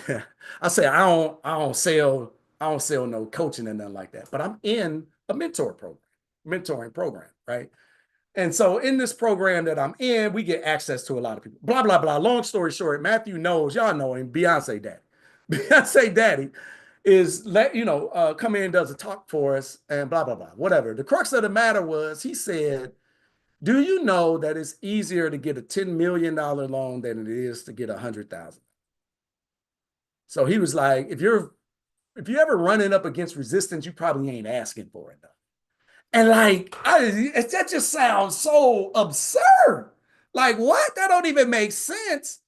But it does when you understand money and finance, right? Which I don't. I'm just listening to the brother. And he just talks about once you cross a certain threshold, there are different rules that apply. And there's less paperwork and red tape that you got to dive through, right? And I love that it was coming from Matthew Knowles because he Black, right? So it's like, because you hear it from a white guy, you want to be like, yeah, that's white guy rules though, right? So, and he is Beyonce Daddy, right? But to his credit, before Beyonce was even born, they were successful entrepreneurs. I don't know if you know about him and his wife. They was doing their thing. All right, I'm just looking at the comments now. They've been doing their thing for a long time, right? But yeah, so I don't even know where I was going. Y'all know I'll be out here, man. I get going. I wanted to share that running lean stuff. That was important for me to share. Hopefully y'all catch that. That growth mindset book is important. I just think you basically gotta get out of your head that you got it right. You don't got it right. In fact, you got it completely wrong. You ain't figured that out yet. But the mentality to go into business, to go into sales is I'm going to figure it out. I'm going to figure it out. Now, how am I going to figure it out? I'm going to take the time to talk to my customer and I'm going to listen to them and then I'm going to try it. Then I'm going to talk to them again and then I'm going to try it. Then I'm going to talk to them again. Then I'm going to try it. Then I'm going to talk to them again. Then I'm going to try. Like, this is an iteration process. This is why I like this book. Again, Running Lean, how to iterate from plan A to a plan that works. It didn't say from plan A to plan C. You don't know how many chances it's going to take. But what I'll tell you is I read this. This must have been 2000. I was graduating with my MBA. In Southern Illinois University, brother. Grady talks about East St. and Southern. I went to Southern Illinois University, literally. I know exactly what he's talking about. But I read this at, I don't know, what was I, 23? Something like that. It said, it takes the average millionaire 17 attempts to make their first million. 17 attempts. And what young Freddie took away from that was, wow, how many people are willing to fail 16 times in a row? most people I'm gonna tell you the damn truth here. Most people you and I know, most people will not go through 16 failures if they knew for damn sure they was going to succeed on the 17th. Most people will not endure that because other folks going to talk, they're going to chirp, they're going to laugh, they're going to giggle, they're going to do all of this, and that's what's holding most of us back. And I remember that because I was thinking, damn, you got to have some gumption to just go 16 times in a row and fail, and keep going. This is why, like, when we talk about money and success and entrepreneurs, and we always like, oh yeah, they gave their soul up to the devil, or they did this, or they did that, or they had rich grandparents and they bequeathed them money and and all of this. It's like, you sound like you a hater. You sound like you bitter because you didn't have the intestinal fortitude to continue to fail, go into failure after failure. Now I know that ain't every entrepreneur's story, right? That ain't every rich person's story. Right. But the ones that did it, they did it through grit and determination. If you in this business, listen, man, shit goes wrong all the time. And people are in your pocket. Let me listen. I don't know what I planned for the show. I ain't planning to say all of this, but let me tell you something. The more money you make, the more hands that appear that get in your pocket. And this ain't got nothing to do with family. I ain't even got there because what I'm telling you is about before the money even shows up in my pocket. All these damn hands appear from the state, the city, the federal. You got insurances. Man, it's crazy. So when you hear somebody say, "Oh yeah, Freddie, he's a millionaire," this is what my friends and family think. Freddie's a millionaire. I always laugh. It makes me laugh. I literally laugh when I hear it because I think, woo, it's going to be nice when I get there. Now, what I am is very astute at moving money around. Right? Because the money come in, the money go out. I just move it around, like, because all them hands appear. All them hands appear. Like, man, it's crazy. It's like you can't, when you starting out in business, I did not know. I did not know. Like it's just, you can't even imagine. And I can't even imagine when we add a zero, I can't even imagine how many more hands, like what else is going to appear. It's the wildest thing ever, y'all. And it's like, I know we're on like an entrepreneurial call and it probably sounds like I'm trying to talk you out of it. It probably sounds like I'm trying to talk you out of it. But I do think you should think about it. Somebody said that they're going to leave their job. In my opinion, I wouldn't leave my job. I wouldn't leave my job until the money started competing with my job. Because I can tell you, you can make money and then you can start thinking you got it and then the market shift. Man, I can't tell you how many entrepreneurs went into business, quit them jobs, because during the pandemic, they was popping. People were shopping, like, man, this is my chance, this is my moment. Them folks back on their job now. Because that was a balloon in the market. It was different. Like I don't know. Like I'm an entrepreneur through and through, but I promise you, I would not tell people to take my path. That was crazy. If my sons told me they gonna be entrepreneurs and they got a young family, I'll be like, I don't know where you fell and bumped your head, but you clearly failed and bumped your head, man. Because this ain't right? I would be adamant about it. So shout out to my parents for being, I don't know, I guess what you gonna tell a young man, right? Like, yeah, right. Because what I'm gonna tell my sons, right? Like they grown now, so they gonna do what they want to do. But I would try to advise against it, right? It's been a wonderful ride. I love the business. I'm glad we did it. I'm glad I'm ignorant and pig-headed and refuse to fail. But man, it's just been business is tough. I don't want people to have any delusions about it. Now, I will say you can absolutely win. you can absolutely win. And more money doesn't necessarily mean more profit. So don't worry about that.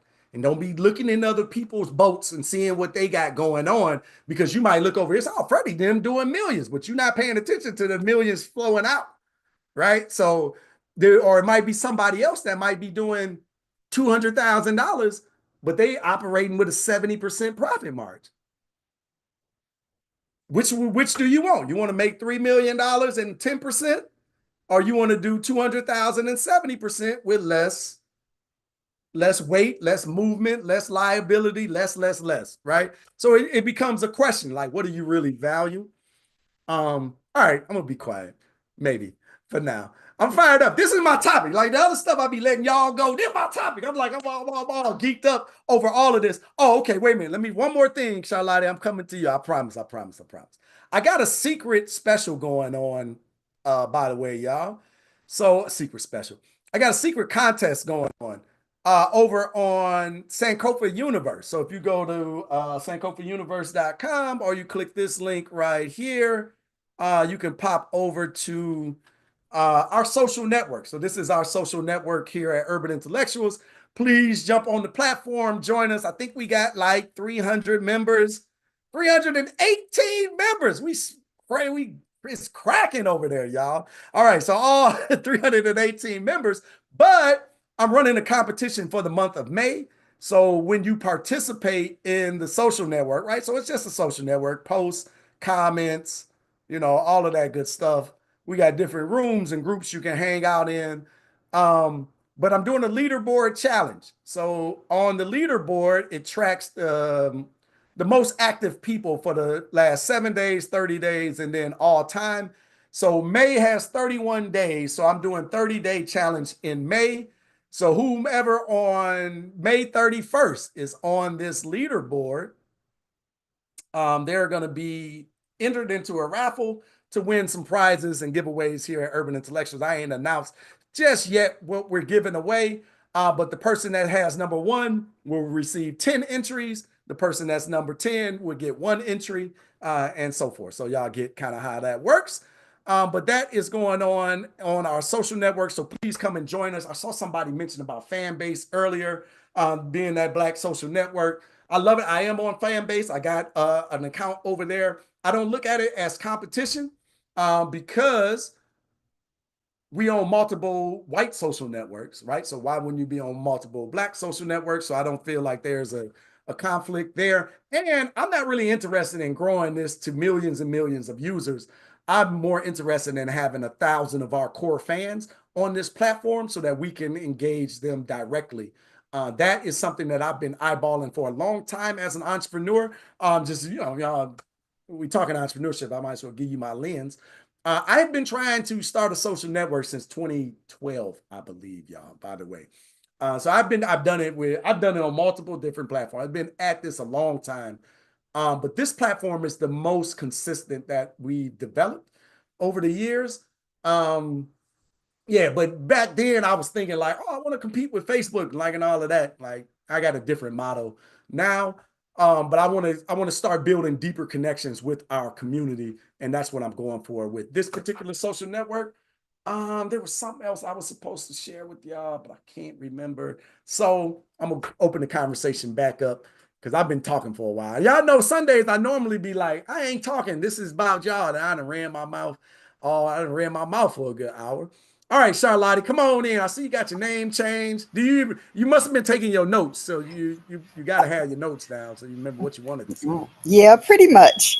Your commentary has been the precursor to what I wanted to talk about before you even started your commentary. So it fell right in. And I love the part where you talk about 16 times before you get that 17th time to become that millionaire.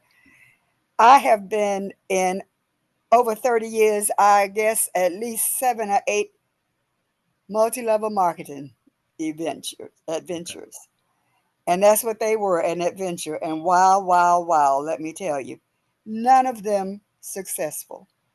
And you are absolutely right. The last help you're going to get will be from somebody in your family or good friends. Mm-hmm. Because one, they just aren't, because they don't think you have sense enough to do anything correctly. Two, they're jealous because you might actually make it and do better than something I've done. And three, I'm just not interested. Mm. Now, how many of us do you know ain't gonna get a ticket for speeding, uh, improper lane change, and I caused a 7-car pileup out on the freeway? And now they want to charge me with being the cause. My car's not been up. I'm over here on the shoulder looking at y'all because y'all done crashed all y'all stuff up. But it's because I did something crazy and got away. And prepaid legal was one of my adventures. And do you know that was one of the toughest? How could you not think for? I think people were paying something like $39 to come into a basic membership. You need to go down there before the magistrate or the real judge and explain why you don't think this ticket that the officer gave me is just, because he's trying to say that I was going 80 miles an hour, but I know I was only doing 60. I just know that. But you've got to argue the point because you don't want to give these people no $350 for this ticket. And then, you need representation. You go down there by yourself, you're going to make a mess. Right. So why would you not buy a $39 membership and at least try it for a year? And I'm going to tell you, that was unbelievable, the amount of no's, those 100 no's you get before you get a one yes. Mm-hmm. And what my real question is, I need all of you, I'm plugging up some power, all of you professionals at entrepreneurship, and I love the information, the education is fantastic. But tell me,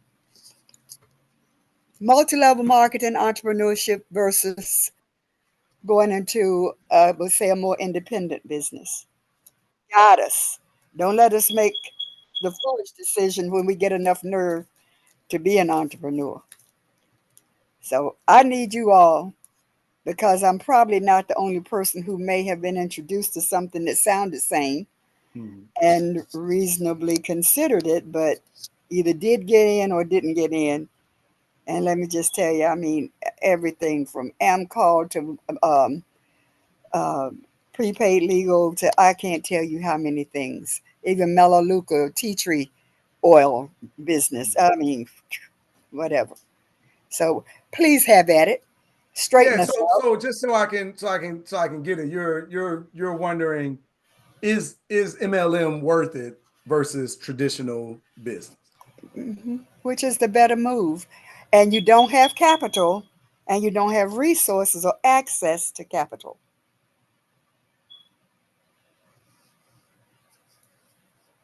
All right.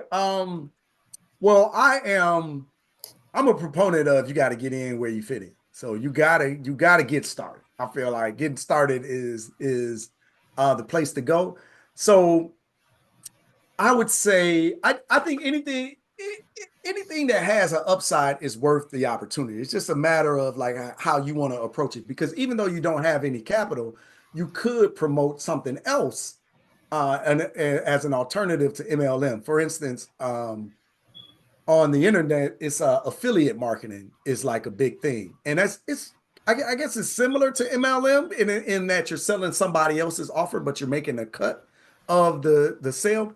Transparency. So I've just mentioned we did the Tamiko, you trying to jump in here? Or you just got a regular question? After you finish, Freddie, Oh, okay. yeah. I saw her with her hand up. Look, y'all see Tamiko be running everything. So like she show up, I'm like, wait, I must have did something wrong. Like, you're like, man, what I do? I thought I was doing good. But yeah, like I said, transparency with Alicia, right? So we have an affiliate marketing relationship, joint venture. You hear that term, collaboration. I think the sister was talking about it earlier. I forgot her term for it, but working together with other businesses, right? So Alicia is an expert in this particular field of AI, right? And we know that our community is interested and needs it. So I pair an expert with the need. And then when someone purchases the product, we make a cut of that, right? So that is like a joint venture. So that's no money directly involved. I didn't have to, but I had to have the relationship, right? So you got to have that. But affiliate marketing, a lot of companies have affiliate marketing opportunities, meaning like even urban intellectuals, right? If you go, I think it's urbanintellectuals.com/affiliate. I don't know, get me right, Tamiko, if I'm right or wrong. But you can become an affiliate of our company. So then anytime you share the link, somebody purchase some flashcards, buy a course or whatever, you'll make a cut of that. So that opportunity, which is kind of like MLM-ish, right? Where you're selling somebody else's product and you're making a cut off of it. But I understand you got the leadership and the growth layer that you can lay people under you. Personally, I in college I was in some MLMs. I've done a few of those. Personally, I don't see it working for most people. Right? Some people, yes, and there's the few leaders at the top and all of that. But to me, it's all like if I got into MLM, I'd be successful today. But I'd be successful today because I already got a large community of people that trust me. And I'm willing to spend money to get in front of more people. But that's a different situation than most people, right? Like I haven't analyzed the numbers, but for me, I'm just about spending the money. I've done the like, let's grind it, let's do the organic, and we're gonna do this. Like y'all and one day I'll tell the whole story of urban intellectuals. But there was a time I used to get up at 3:30 every morning and write articles for 2 hours to 5:30 in the morning. Then I go to the gym and then I come back and do other things. But every day, like 3:30 in the morning, every day for a few years, because there was an organic way to make money, right? I'll say that. These days are done, y'all. Y'all can't. If I told you these hustles, like you'd be like, man, I done did it all on this internet, y'all. No, let me. In this world, you can't say that. Like I done a lot of things on this internet, right? As Legal. far as organic traffic. But the grind is there. But now I understand that if you understand the numbers, you could just spend the money. And it's like, oh, I don't really have money. Well, you got to have something, right? So even $50, right? Because if you could spend $50 and make 200, how many $50 would you spend, right? Right. And I know I speak from a totally different mindset now because I done been through the ringer. I done lost so many times on this internet that I just got an understanding that most people don't. But if I was starting out, and this is crazy because my coach always say this, and when he used to say this, I used to be like, yeah, of course you're gonna say that. But I would buy a coach. Right? Like he would always say that. He was like, if I had, I don't know what the number was. Like if I had $50,000, I would take 25,000 and I'll buy a coach. And he used to say that. Now, I'll be like, yeah, of course you're gonna say that, right? Because you want people to hire you, right? But the truth of the matter is you need expert guidance in order to make that money. And like the investment would be there. I don't know if you start with a $25,000 a year coach, maybe it's something smaller, or maybe it's a book, maybe it's a course. But you definitely you're going to have to gain some insight on crafting a need in the market. And I like to use that language. I'm being specific about that. Crafting a need in the market, because if the market actually needs this, people will knock down your door to give you money. Right. So it's just a matter of how honed in on that are you. I don't know, like MLM, if that product is filling that need, and it's like prepaid legal, right? Most people actually need this. But can you articulate it? Can you make it make sense to them that they start spending the money? So it's almost like even that need ain't quite enough.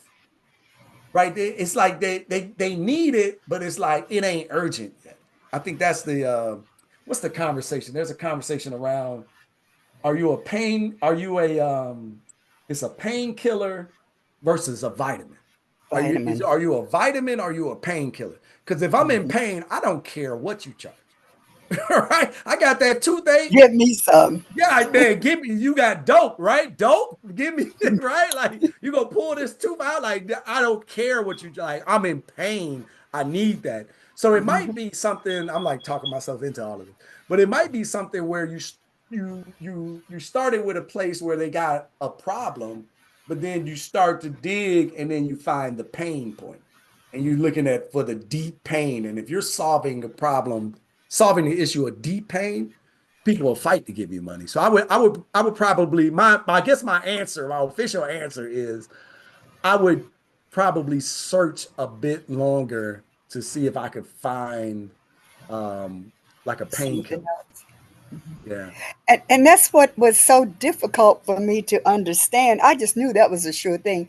Well, especially our young black males in DC area. What day, not if, what day is it going to be where you're going to get the DUI or the speeding or something else stupid you've done that you could have done better, going to the movies? Yeah. What makes you think that not spending this $39 every month, or 39 to get involved and 10 every month to continue, that you don't need? What about that do you not understand that it's insurance? You're going to need it. You don't know what day and what hour, but you're going to need it if you keep breathing. Yeah. Did not work. Did not work.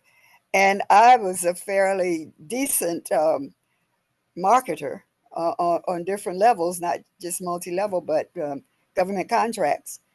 And it's like, what? And I couldn't believe the mindset of people. And I thought, okay, Mary Kay, that was another story. That was one thing, and the women look pretty and all that stuff. And that did kind of okay. But getting people to come in under you as a business partner, oh no, that just was not happening. But I'm going to order me some lipstick and some foundation every time it runs out. Okay, well, that was not the primary way to earn the money. Right. And, and that's, after a while, it just got to be, wait a minute, maybe this is the wrong kind of way to be an entrepreneur. But like I said, not having a line of credit somewhere, have paid off all your credit cards, so you ain't got no savings no more. You don't have the kind of relationship with a bank or somebody where you can get a large hunk of money, a couple of few thousand. So you do this multi-level marketing with this $125. So that's why I was saying the pitfalls, and stick with the 100 no's or do something else. How we should deeply think it before those of us who have the heart to consider entrepreneurship.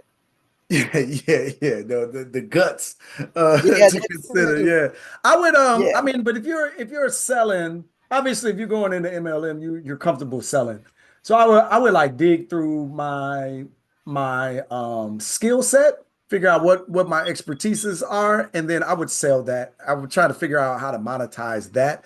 I'm big into that. Like, everybody has something that you can sell, right? You have an understanding, you have an insight, you have an experience. Like, carving that out and then selling it online is a lot easier than you think, right? So, like, even this Zoom environment, right? Zooms cost, I don't know, $30 a month, or there's a free Zoom, like, whatever.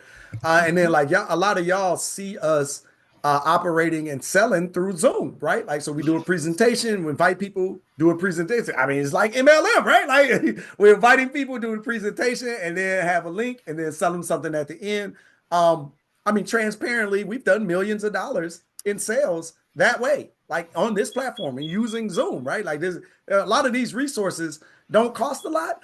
And then, like, you're like, well, I don't got no money right now, but sales is money, right? So, like, if you're selling something that's $500, $1,000, $5,000, I don't know what the price is, let's say it's $500. You get people into your Zoom, you spent your first $30, $50 or whatever it is to get your Zoom. You got 10 people that show up on the Zoom, you sell one of them this $500 thing. Now you got $500, right? And then like, I don't know what the fulfillment of the $500 is. Like, that's another conversation. Maybe they just bought a course. Maybe you put a course together, bang, they pay the $500. You got that cash. Now you put $50 back towards your next Zoom, right? Your next Zoom month. Then you got $450. Maybe you do a little bit of advertising. Maybe you take yourself out to eat. Boom, you show up next week, it's 15 people, you sell 2 of them. I mean, it's the grind, right? Like nobody wants to talk about that, but like that's where it all starts. It's real. Yeah, and that's I mean, that's it. That's the unsexy version of entrepreneurship. And that's really urban intellectuals, right? Like I'm telling y'all, like 2014, 15, 16, I was getting up 3 a.m., working in the morning, and then trying to make $100, right? Trying to make $100 a day. Like I remember having that goal. Like I just want to make $100 today, right? Like it's fun to talk about. Oh yeah, they do a few $1 million, like all of that. That's cute and sexy. But them days of getting up trying to make that $100, right? Because the family needed to eat. We really need $300, but like we're gonna make one work if we can get that one. Yeah, right. Let's get to the next month. But yeah, so I mean, you got to put the grind in. But I would probably shift through my personal experiences and my expertise, and I would put some sort of course together, something that I can own. I like ownership. So that's me. This is just me personally. That makes sense. Yeah. Well, I hope that my question and your explanation of how we should think and consider this, I hope it's really beneficial to someone here today. Now, I ain't going to do none of it anymore. What I do now, I'm an organizer. And just when I was an account exec for the American Red Cross, I was selling something that was not anything tangible. I had to sell to organizations the idea of you paying your employees to lay down and give us some blood and to get on my bone marrow registry, which I increased by thousands, and African American participation had not been that for many years, not even blood donations in DC, from 200 and some units over a period of several years, till I came in and took over Minority Outreach Program. Wow. And put, oh my goodness, hundreds of units of blood by the month in the blood bank. And African Americans during that time, we were using up all the blood supply in the metropolitan area. And to sell a concept, I'm going to sell you the idea that you need to give me something when I'm not giving you anything. I'm asking you for everything. So I knew that my sales ability was intact. And now I am doing more organizing with this autocracy that we are transgressing.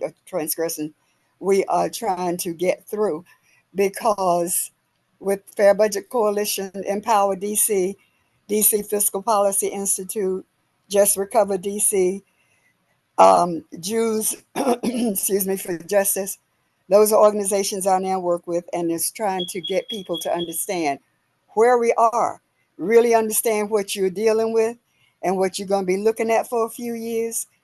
Join forces. In numbers, we have power. But when we sit back and moan and groan with our next door neighbor, our spouses at home, and nobody hears this, it's not going to do you any good, most likely. So that's the end of entrepreneurship in the sense that I'm on there. But the other part, at my age and physical situation, I've given all that up. But I wanted to be sure that those questions I had, if anybody had them, they didn't get twisted. They could come out of entrepreneurship with a pretty clear understanding of which way they should go. And I appreciate all that exchange you've given us, the knowledge. I think it's powerful. Yeah, and I thank you. Well, thank you for the question. Hopefully it helps somebody, Yes. And hopefully they take action, though. That's really the what it boils down to, right? Entrepreneurship. We got to get into action. You got to get them 16 failures out the way, y'all. I'm telling you, just get them out the way. It'll be And all God right. blesses a child that's got his own. You know how that works. Definitely, definitely. You got to put the work in for it. Yes. Brother Charles, Freddie, can I you just probably, jump in? oh, okay, come on. So I just wanted to share with regard to network marketing, in my personal opinion, it is a great way to get experience, to get your feet wet into entrepreneurship. It teaches you so many skills. I learned a lot of my sales skills from being a former network marketer. I've made multiple six figures in the network marketing industry. And my advice would be, and with that, I would probably in total invested about $2,000 total. And then I was able to make that money. Of course, it wasn't, all at once, but throughout, I've been in about 5 companies. And so I think the ROI was incredible. The challenge, I would say, to network marketing is people, especially the people in the organization, they not affiliate marketing, network marketing, multi-level marketing. So the downside or the challenge to it is a lot of people in these companies, they get new people in their downline, so to speak, to come in.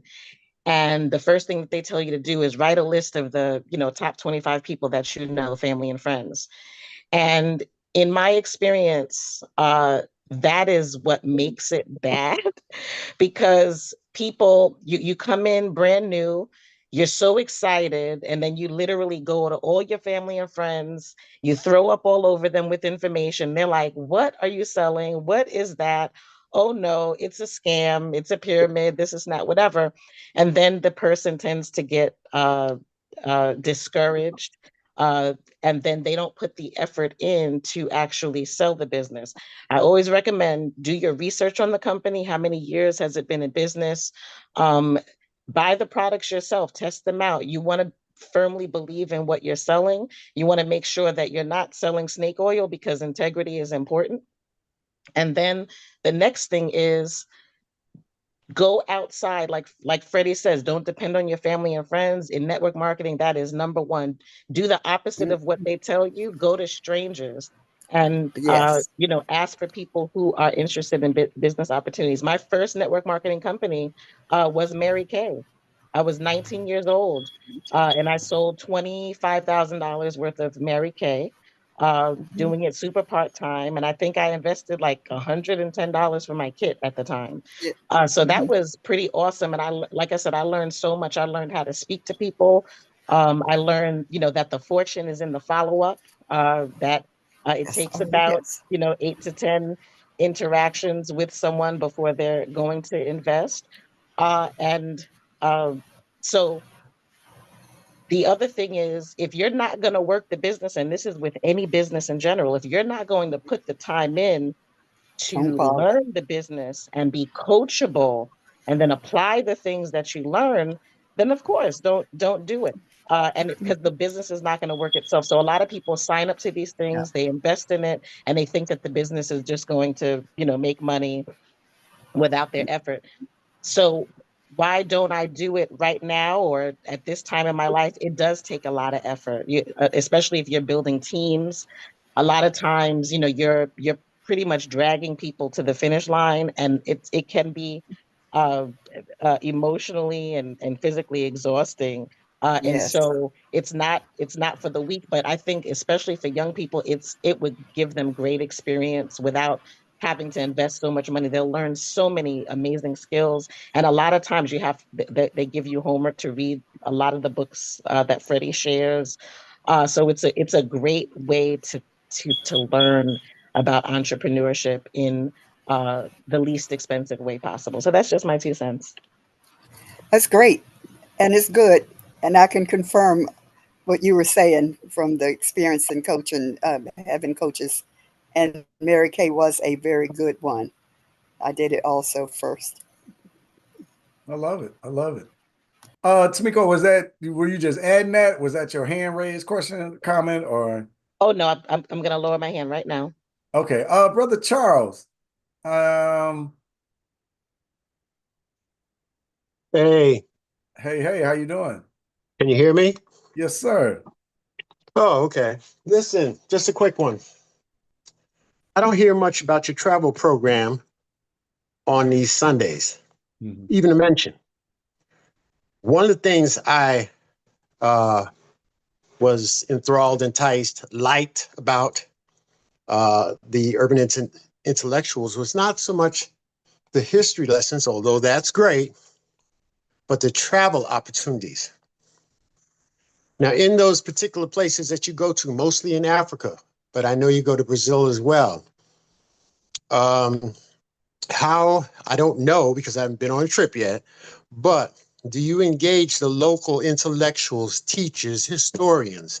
And I don't want to make the whole trip because most people get turned off by that. The whole trip, an academic one. But you there for 7 to 10 days. Come on now.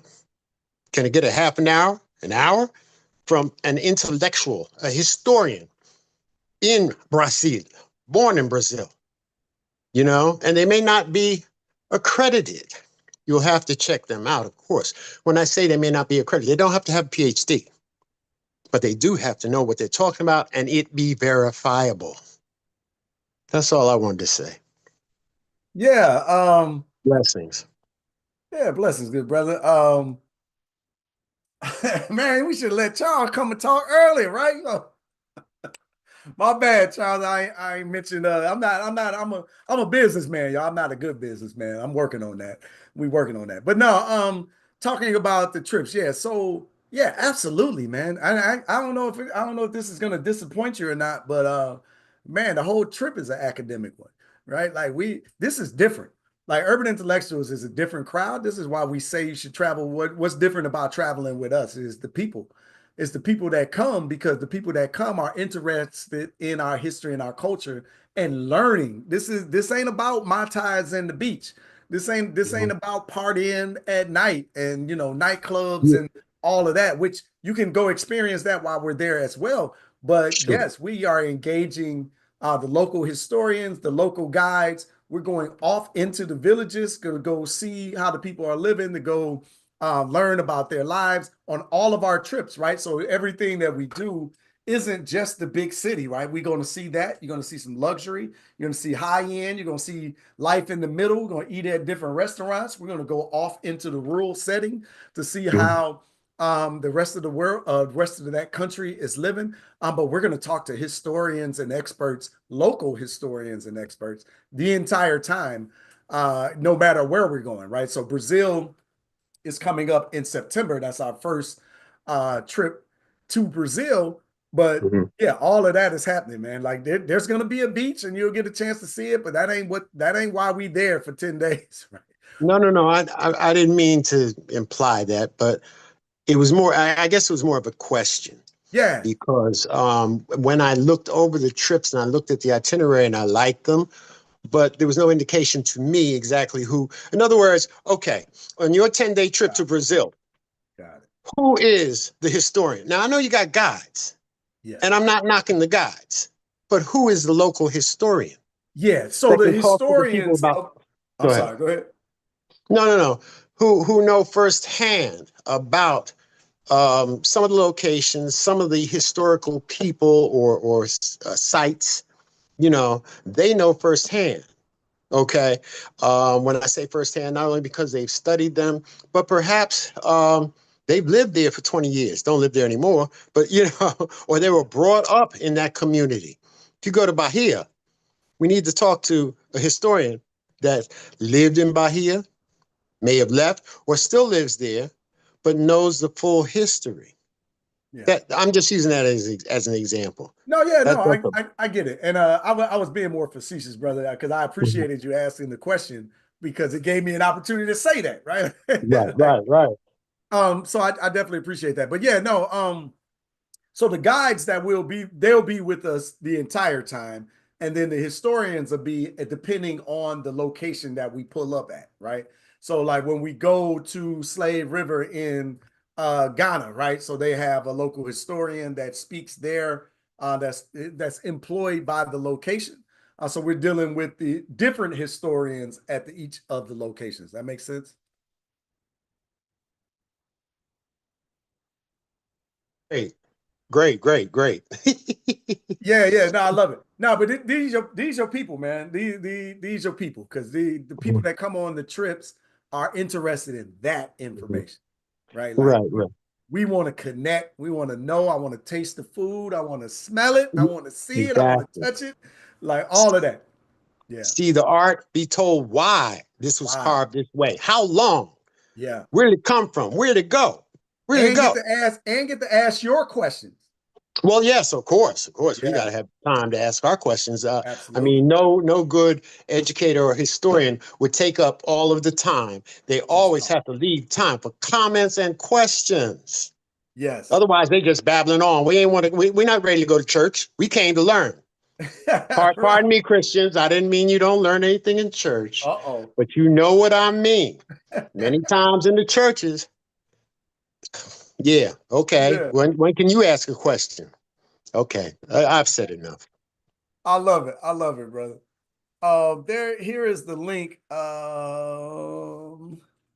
Yeah, there you go. But this is the link to our travel calendar, so you can see all of our travel trips there and all of that good stuff. But yeah, good question, good brother. Every Thursday, every Wednesday, we do travel talks. I think Sister Jasmine dropped that down there. Y'all, Jasmine is one of our coordinators here at Urban Intellectuals. So she's the Tamiko of our product side business, right?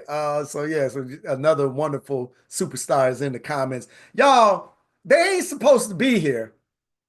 I'm gonna say that. They ain't supposed to be here. They supposed to be off on Sundays, but I love it because our team came from the community, right? Our team was one of y'all, right? That was engaging and loving what Urban Intellectuals is doing. I could like talk about that too, but building a business that people want to be a part of, like, it's some special sauce, y'all, because we don't feel like we work, right? I don't know. Like, I say that. Tamiko and Jasmine might feel differently about that, right? But we enjoy our work, right? We enjoy our work because we get an opportunity to, right, Tamiko, right? We enjoy our work, right? Because we get an opportunity to serve y'all. But I mean, it is work, right? It is work. Brother Howard, come on into the discussion, man. Let me get out before And I'm just going to follow up on what Charles was saying. So actually, in 2002, I went to Egypt, and we had Arab guides. And so one of the things, and I think over the course of time, I've seen a couple excursions back to Egypt that use Afrocentric people. So I think the story that people tell, depending on what ethnicity, really may vary. And I think some of these trips go to Nubia. So the trip that I took didn't take us to Nubia. We went to have dinner with an Egyptian family. So those types of things, I think, are enriching. And it is my intent to do a trip somewhere in the next year. But the reason why I want to go with Urban Intellectual is from that perspective. So these are African-American people. There are things what I understand that are in the Cairo Museum that people don't point to. Yeah. So some of these historic figures, having someone with a African perspective will point out things that we'll say if you went with the other persuasions of individuals, they're not going to emphasize things that are related to us that we would come away with, wow, So I think that's my intent of traveling with urban intellectuals, so I can get that perspective, because just like we're watching history being erased now, my whole experience over the course of time has sort of taught me, first of all, the history that we learn was never really the true history. And it basically, my own experience with some of the groups have opened my eyes to things that I would say, wow, it's just incredible to learn what we're learning about Africa. And so my 2 cents, No, that's good stuff. Thank you. Thank you, good brother Howard. Yeah, absolutely. But yeah, we definitely we definitely include Aswan and the Nubia history, and we definitely go into the village down there. But yeah, all of that is included. But that is literally why the reason like people like to travel with us, right? Because you know you're gonna get this Black perspective, right? You're gonna get us, and you're not gonna get the whitewashed version.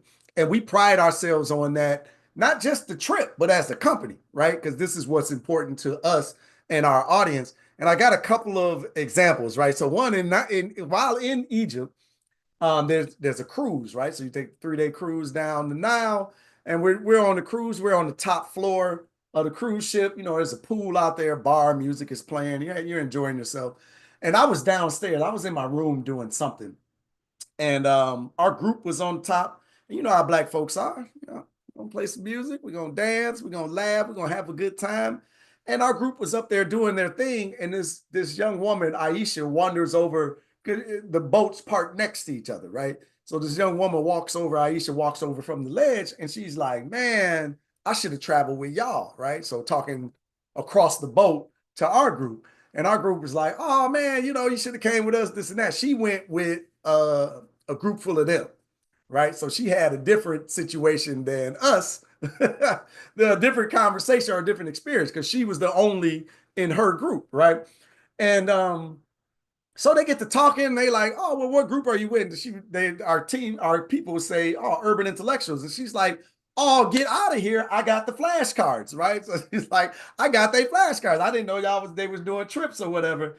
And yeah, so it's like that's like a perfect example of you got to be with the right people, the right group. I got a chance to get a picture with her and all of that. We got a chance to talk. She's from outside Detroit. Oh, I wonder where she at now. We should follow up, right? Do a follow-up Aisha story. But but it was like just that, right? Because she got we were in the same place, going to similar places, but we had a different experience because she didn't get that authentic version. But speaking to entrepreneurship and this, you know, brand this business a conversation that we're having, that is important to me. Like having a Black brand, African-centered brand is important to me. So even though like our travel relationship, you know, joint ventures and all of this good stuff in the business, it ain't just money, right? I want to make money. I want to be positive. I want to be cash flow positive, right? Like, but we're crafting an experience for our audience, and that's important to us. So if you go on this trip and then you end up with a whitewashed version, you're not gonna buy our materials no more. You're not gonna join our classes because the branding experience wasn't the same. I'll go with Brother Freddie. I expect some blackness, right? I want some Black stuff, right? Like where my people at? Don't give me this watered down version that would be inconsistent with our company. So like we're very intentional about that. And the second thing I'll say about that, it made me think about this experience in Spain. Y'all hear me talk about my dad a lot. My daddy, he's my international travel buddy, right? So we go to Spain on our way to Morocco. So we were going to Morocco for our annual planning in the business, right? This was 2018. And Dad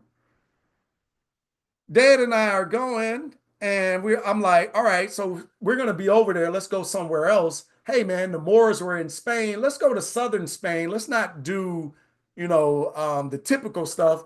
Let's go to shoot, where did I even go? I didn't tell this story so many times I can't even remember. Granada. There we go.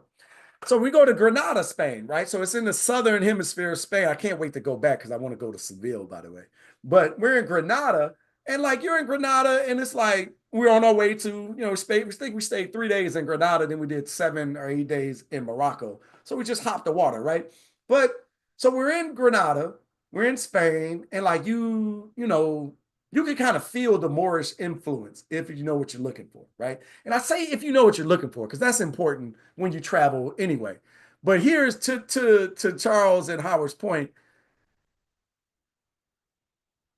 Who you travel with matters, right? So now Dad and I were just there. So while we're there, we go to the Alhambra. I don't know if y'all familiar with the Alhambra, but the Alhambra is the last Moorish stronghold in Spain. It actually fell in 1491, right? 1492, Christopher Columbus is christened from the Alhambra to sail west with his madness, right?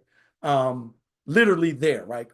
King Ferdinand, Princess Isabella, they got together and, you know, decided to massacre half the world. But that's the history there, right? And it's the Moors built this place in the 9th century. They started building this place in the 9th century.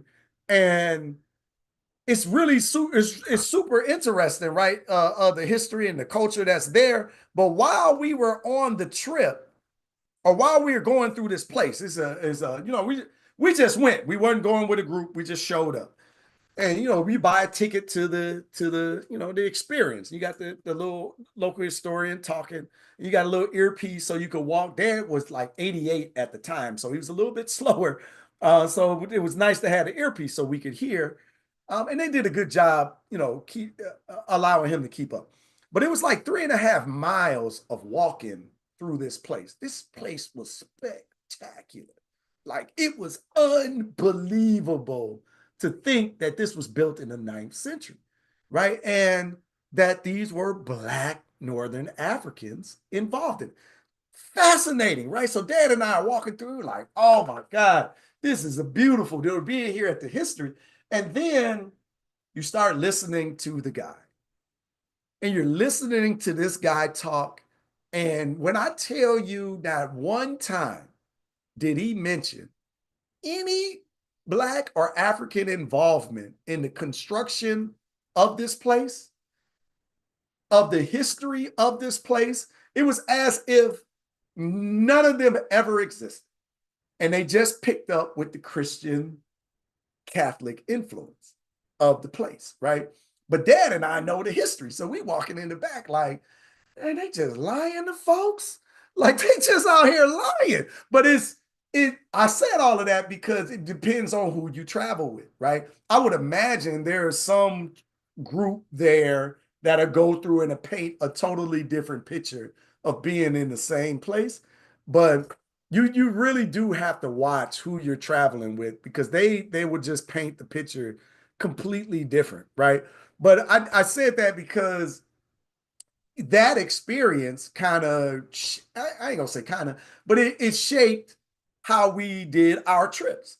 Like, I want to make sure that we are Black and African leaning in the conversations. We got to tell these stories from our perspectives. And I think being involved with the travel gives us that opportunity. And it's really something that I'm excited and proud of, right? Like, I know you come on the trip, you're going to absolutely love it. One, you're going to get excellent customer service, right? You're going to be well taken care of. You're going to be safe. You're going to be well fed. And you're going to be well educated, right? It's a nice 5-century experience. You know, you're going to get we're going to dance. We going to go into the history. You're going to cry. You're going to conversate. You're going to build with some other people. It's just a beautiful experience overall. So I'm really proud of it. But that, going back to the business conversation, the travel really brings together urban intellectuals all in one place, all at the same time. And I'm super proud of what we offer as a company to our community. Again, like, I ain't gonna say never. I don't really slow down to acknowledge like the work and the stuff that we've done or are doing. But like, hey y'all, we killing the game. Right? Like, between you and me, it's only 62 of us left on Sunday dinner. Listen, we killing the game. Like, we are killing the game. And I'm so excited because y'all don't know what's coming, because we just warming up. We just warming up. I feel like we finally got it together. We're coming out of this, we're coming off of these loans. I don't even know. Y'all might not even notice me. I'm feeling like we're going to be through these loans next week. Definitely by the end of the month. Y'all might not even notice me. I might just be levitating over here, just floating, because I'm so happy But we got some stuff planned for later this year. It's gonna be we cooking, y'all. We cooking. Dr. Anita, hey, how you doing? Come on into the discussion if I you am dare. well, Freddie. I'm off camera. I'm babysitting today. I have not been able to get on because every time I want to say something, this child, whoo, she's got a voice. Okay. But I know you caution people against quitting their jobs to start their business. I am not quitting my job. I am retiring at the end of this month All right. from formal education, but not from education as a whole. Okay. Yes, Dr. Aiden and I have had this conversation in our classes, and my goal now is with Gwen and Dr. Aiden to do a better job of educating our children. And I had to step out of the formal system in which to do what I want to do. Okay. And so I will be contacting you because I don't know how you do. I'm writing right now workshops, professional development, curriculum on African and African American history, where the focus is to teach the children, just like Miss Gwen said, about their history, because children who know their history do better. Mm-hmm. And that's what we want to do. And in this political environment we're in right now, I'm not trying to do it within the system. I want to do it outside of the system. So you and I will be talking because your products are a big part of that. I've already submitted proposals to state teaching conferences to present the African diaspora across time, place, and people. And the whole thing says shuffle the deck.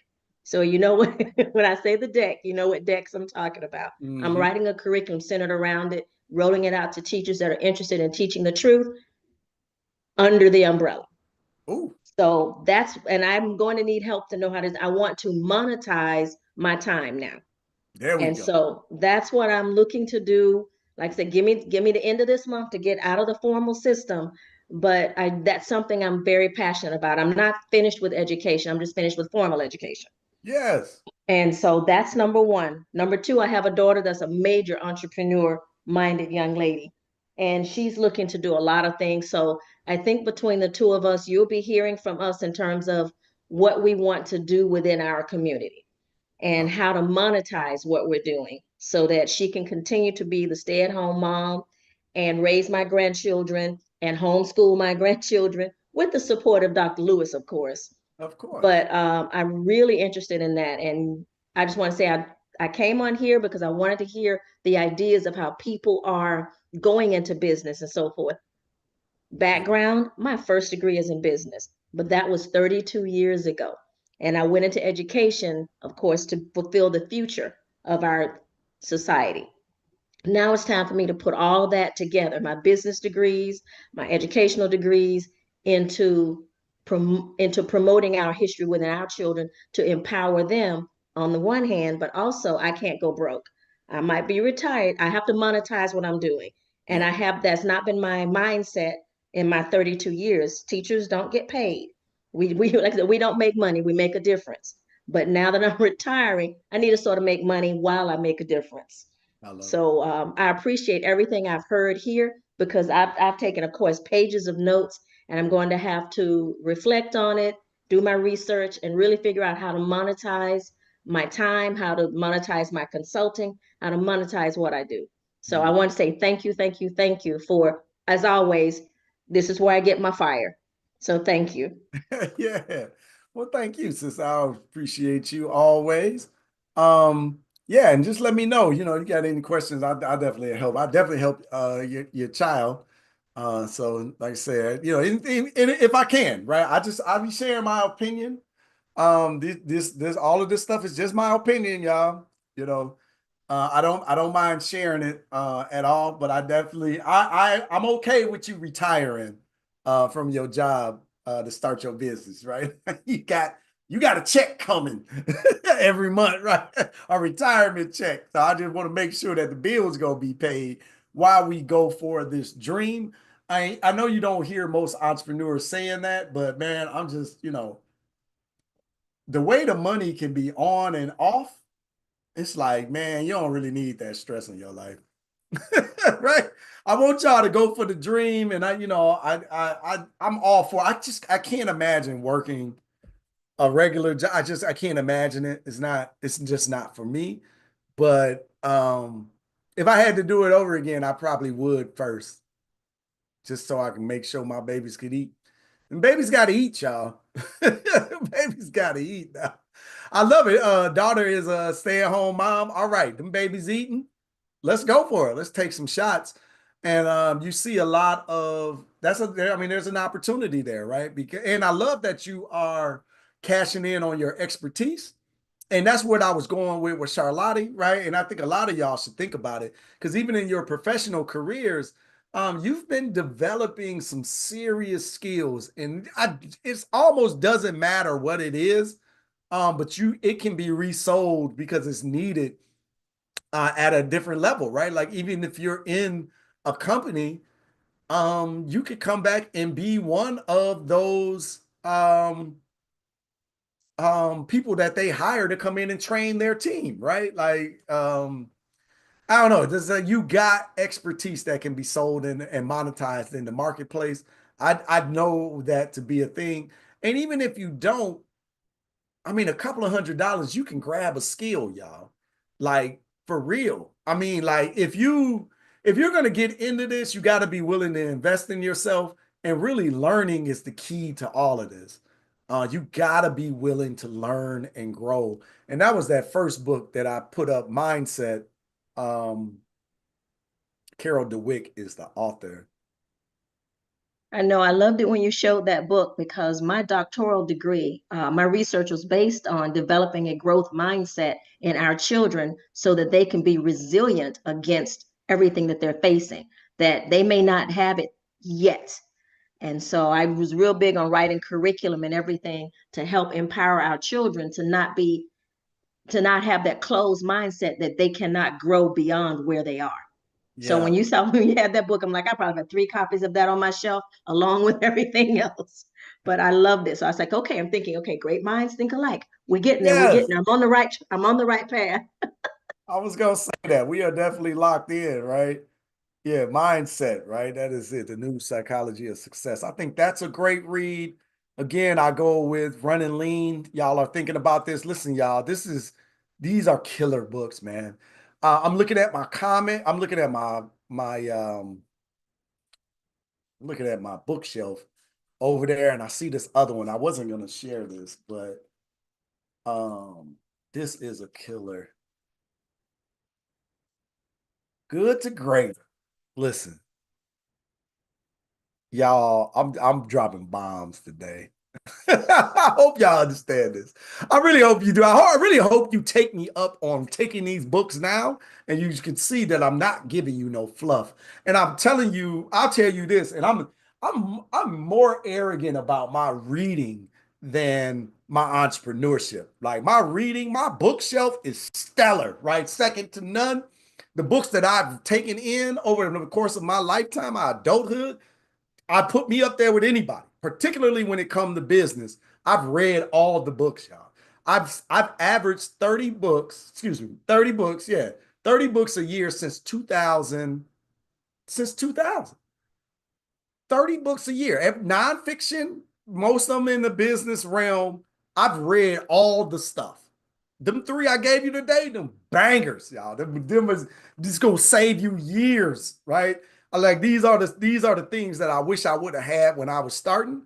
Good to Great, I read it every couple of years and try to come back to each chapter and implement it in my business. That's how I feel about that book. I think that book is, and then the other book that I would give y'all.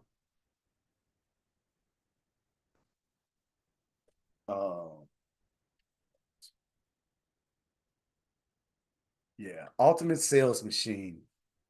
Oh, they changed the book. Okay, yeah, this is the one I know.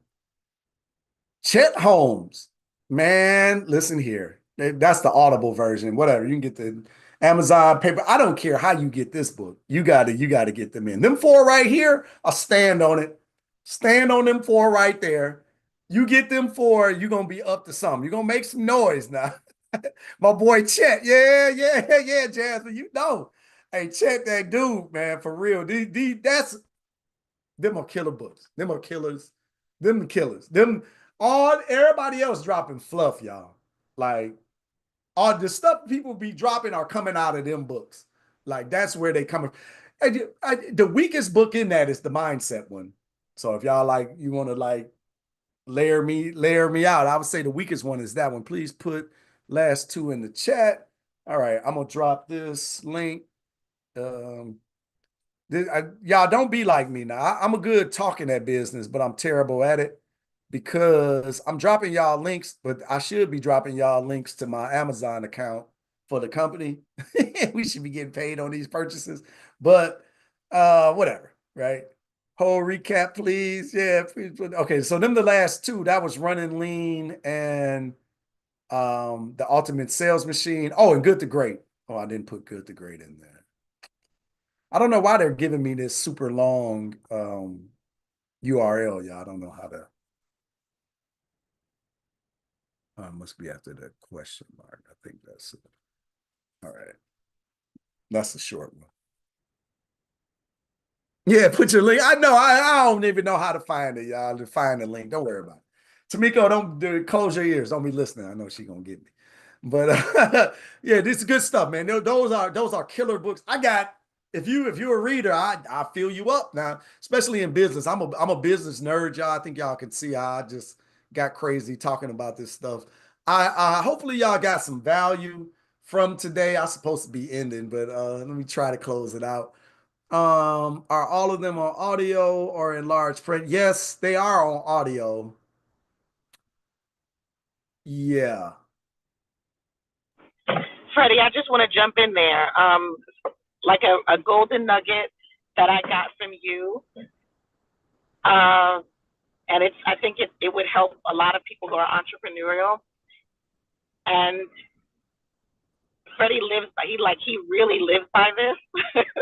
And that's another book that he can recommend as well. It's Who Not How. Oh yeah. A lot of entrepreneurs or solopreneurs tend to get lost in the day-to-day and the minutia of running their business, and they feel that they have to do everything by themselves, they have to learn everything by themselves, and that is just not true, especially today with AI, with sites like service sites like Fiverr and Upwork. There are plenty others. You can hire VAs in other countries, and so that's one of the biggest things Freddie goes by. Find the people that know how to do it. Find those people, and they will take care of how to do it. So I think that's a golden nugget. And another thing that I learned from Freddie is take action. Like create something, put your product, get your product out there. We could fix it along the way. A lot of entrepreneurs tend to get stuck in perfectionism, making sure everything is just right before they execute. So you want to fail forward. You want to make sure that you execute fast so that you could, realize if this is something that people want. If you spend so much time perfecting something, it might be a dud. It might be something that people, are not even interested. So take action. Forget procrastination, get it done, and figure out who can help you execute your vision fast. Good point. Good points. You be listening. Tamiko be listening. Let me find out y'all listening to me. No, that's good. Who Not How is a killer. Like, look, we could be here all day now. If you want some book recommendations, like I said, I can load you up. But Who Not How is a killer read because you're asking the wrong question. Because you're probably like, oh man, how do I do this thing? How do I? It's the wrong question. It's who. Who not how? Who can do this for me? Who? Right? Because you can move so much faster. And I think a lot of times we get caught up thinking, yeah, but if I hire that person, it's going to take away from my profit. It's going to take away from the money that I make. But your time is free so that you can go make more money, right? If you're the rainmaker, Go make it rain. You know what you need to do? You need to be making it rain. I don't need you over here doing paperwork or talking to something. You need to be out there with that weather machine making it rain, cuz. Like, stay focused. Go make it rain. We got this back here. So you need to figure out who are your people that can handle this back here. That's why y'all just see me talking all the time. I just be talking. They be making it happen, right? Like I be doing. That's why, honestly, y'all, this is why they own the call. They out here watching me. They think they slick. See, they watching me because I be making promises to y'all. And then they gotta fulfill it. I'd have just said something that's not in the plan and following it up. But no, that's a good book, good idea. Thank you for that, Tamiko. But yeah, so I'll try to wind down this call because I love this conversation and I could literally have it all day, every day. Okay, wait a minute. Greg, who should I contact and how to collaborate on events with urban intellectuals? Affiliate link. Greg, email Tamiko. You gotta convince Tamiko. That's who you need to talk to. Tamiko at intellectuals.com. All right, so Yeah, somebody's I have an idea that I now live in outside of Houston, Texas. So I do a lot. I have your cards, your games, and I have another company's shirts and things like that. So I do as a lone soldier to educate about Black history, especially towards our kids. And I want to put some programs together where I can feature all the items from your company, the other company, but also be able to, because I also market and promote your company just by walking around and putting this stuff out. So from the entrepreneurial standpoint, I'd love to be able to have seminars or events. And a lot of people are very interested in me doing that. I've already talked to several people. That way I can promote your organization, but also teach our actual history, especially to young folks. So that's where I'm coming from with the whole idea. Oh, I love it. I love it. All right, so I shot you the email. It's Tamiko, Tameko at Urban Intellectuals. So hopefully I'm driving. I hope I can. I hope I can get it while I'm driving. That's why I put mine. It's in the chat. I will try to pull over somewhere here, real quick, because I don't want to get a DWP. I have to sell you prepaid legal. Yeah. I got me and look. I had an event with prepaid legal being a landlord, and so that's salt in the wound for me. You back in DC? That's my hometown. Born and raised in DC, Southeast DC. All right. Southeast DC, over Eli Place, or Seafront Park. Okay. Yeah. Let me pull over so I can. No, you good, brother. Yeah, I saw your email. I got it, and I sent it to Tamiko. And Gregory, yeah, and to anyone, you can always email support at intellectual. You're breaking up like Tamiko, you're breaking up. She was saying you can always email support at urbanintellectuals.com. So you like, oh, what was that email? Okay, just shoot an email to support at urbanintellectuals.com and say whatever you need to say. They'll get it to the right person. Hey, Freddie, I'm gonna jump in here real quick because Greg just said he's just outside of Houston. Greg, where are you? Yeah. Right at the Tomball Cypress Spring border. Okay, I'm exact opposite. I'm down in the Friendswood, Clear Lake area. So you and I are in the same neighborhood.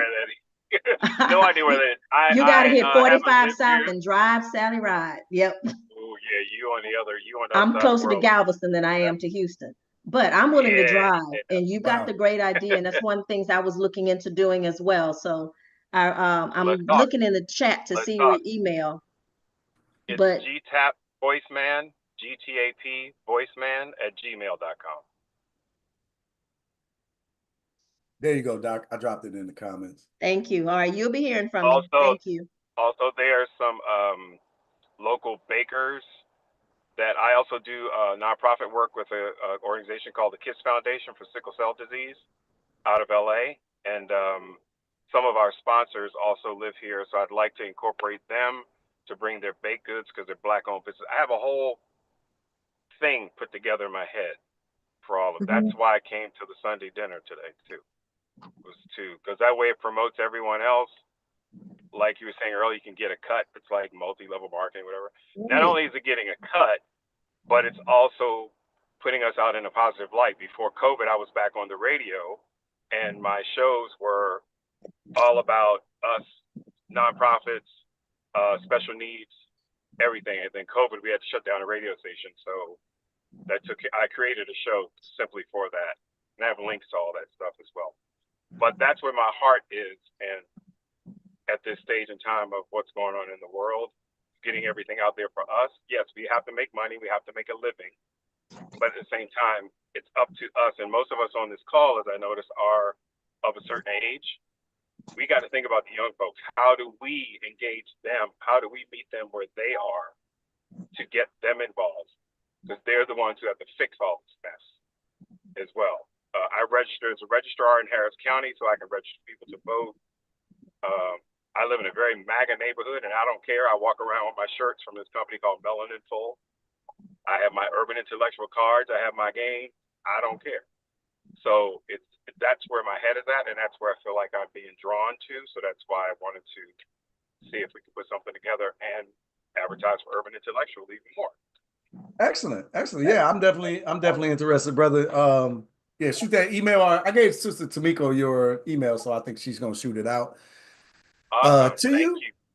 Yeah, I love Really it. And definitely make sure you hooked up with Dr. Anita down there. And yeah, she be claiming Houston, but apparently she in Galveston, brother. So she in. I got a car. Look, I'm driving right now. I got a car too. Exactly. No, that's good. Y'all, yeah, thank you. She definitely a good sister, brother. So I think that'd be a great connect for you. Sure. I mean, you helped me out a lot, man, because the things in my time growing up. I mean, I'm in my 60s as well. Growing up in DC, they ain't teach us nothing. I'm the founder of the Black Student Union of my high school in Washington, DC, which I'm proud to say is still going on. It was a Catholic school I went to called DeMatha High School, but it's still the Black Student Union is still going strong 40 some years later. Wow. So I've kind of been an activist of this kind of thing since I was a kid, So I love it. I just think that we've got to, especially now with everything going on. I don't care which side of the fence anybody's on. It's not about politics. It's about life right now. Ain't that? And we have to do something, especially for our younger people, who are not only that they're inheriting everything, and then they have to live it. My great niece and nephews that are 8 and 12 years old, they got less rights now than we did. So it's about that for me. It's about a humanitarian thing, but of course we got to make money. But I'm sure there's Bible quotes out there somewhere. But you got to put everything else first, then everything else follows. Ain't that the truth? Appreciate you joining us today, good brother. Is this your first Sunday dinner? Yeah, and I've been here ever since 2 o'clock, just listening and observing. I've had plenty of questions, comments, and everything. But when you said you were about to tie it up, I said, let me just speak on what I want to do. Because I have many comments to things that I've heard and suggestions and things like that. Because I pretty much what they call been a gypsy for the last 30 years myself. I left DC 30 years ago on May 1st to move to New York. I was an entertainer for years. And I ended up here in Houston because of a sick relative who wanted to be here. So I moved here from LA. And it's just, I've always been about helping. And I didn't know a lot. And I just started digging on my own Google searches about what is the truth about us and our backgrounds. Even within my own family, I have a very old family out of DC with a lot of controversy behind them that I didn't know about. Last name is Tapscott. From anybody in here from old school DC, you might have heard some of my fam Tapscotts, Harleys, Proctors, whatever. It's a lot of us. We've been there since the 1700s. Wow. And it's a lot. It's a lot. So that got me into finding out the truth about history and things like that. I wrote a screenplay about one of my cousins that passed, not as in died, but as in color. Dealing with all that and stuff like that. So okay, I'll be back. my man. Well, we appreciate you for joining us and for speaking up. Right, I definitely want to encourage people. Like if y'all come and make sure that you participate for sure. in the conversation, right? This is all meant for the betterment of us, to be heard, to be involved in this conversation, and to share information that we might know and want to share with the community, right? So this is for us and about us. So let's continue in that vein. Let's welcome individuals that are coming. So I appreciate y'all being first timers that are coming, and definitely appreciate my vets that are showing up every week with us here at Sunday Dinner. We're going to give you an extra piece of peach cobbler today. Grandma says it's okay. She made a little bit of extra. So y'all all right with that? I know some of y'all allergic to peaches, and you know, that's strange to us. We don't understand that, but that's all right. She got some sweet potato pie for you as well, right? So that's good on the exit. I will say, hey, if you get a chance, or if the spirit moves you, ain't that what they say? If the spirit moves you, please participate in our rent party, right? Urban Intellectuals rent party. We are trying to get rid of this damn predatory loan, y'all. Listen, we are close. I don't think we're going to make it out of May with this loan. So please, please, please, if you get an opportunity to participate, you can just buy some of our products, right? So there's a link there for the rent party, or just drop a donation. We definitely appreciate that as well. Right, yeah, listen, Doc, well, for the right donation, we'll get you your special own blackberry cobbler pie. Right. So definitely want to make sure, I wanted to make sure that I put that out there. Please participate with us, help us with the rent party. And the only thing we missing is the good music. But you can go ahead and drop that on your own, right? So we appreciate that. Next week, as of right now, next week, we are going to open up the discussion around living abroad, right? Living abroad while Black. So I want to have that conversation because I know a lot of y'all thinking it. A lot of y'all thinking, you know what? I might just get the hell out of here. I might just go sit down, as they say, for 4 years and let this bad man do his thing. But I don't know, like even before Trump, right? This has been on my agenda to live abroad. Anyway, I'm just curious. Other than the fear, right? I don't want to try to guide y'all in fear. I'm curious. I'm curious about the world. I don't feel like I'm just an American and I gotta stay here in these borders. I feel like I am a citizen of the universe and I want to explore. I want to see things. I want to have experiences outside of the American bubble. I wish I was like Dr. Anita and I was just about to retire and and I get that retirement check and then maybe I could just go live in Thailand or something like that. You see a lot of people saying, move to Thailand. It's like $800 a year. I mean, a year, it sounds like it, but $800 a month, right? Like, man, you got $4,000 or $5,000 check coming in and and your bills is $800 a month. The math is mathing. I don't know about y'all, but that's what I'll be thinking about. I probably wouldn't move to Thailand. I would move to Ghana or Sierra Leone or something like that. But I'm thinking about going to Brazil, not Brazil, Belize. Trying to see what's down in there. Anyway, we're gonna be talking about that next week.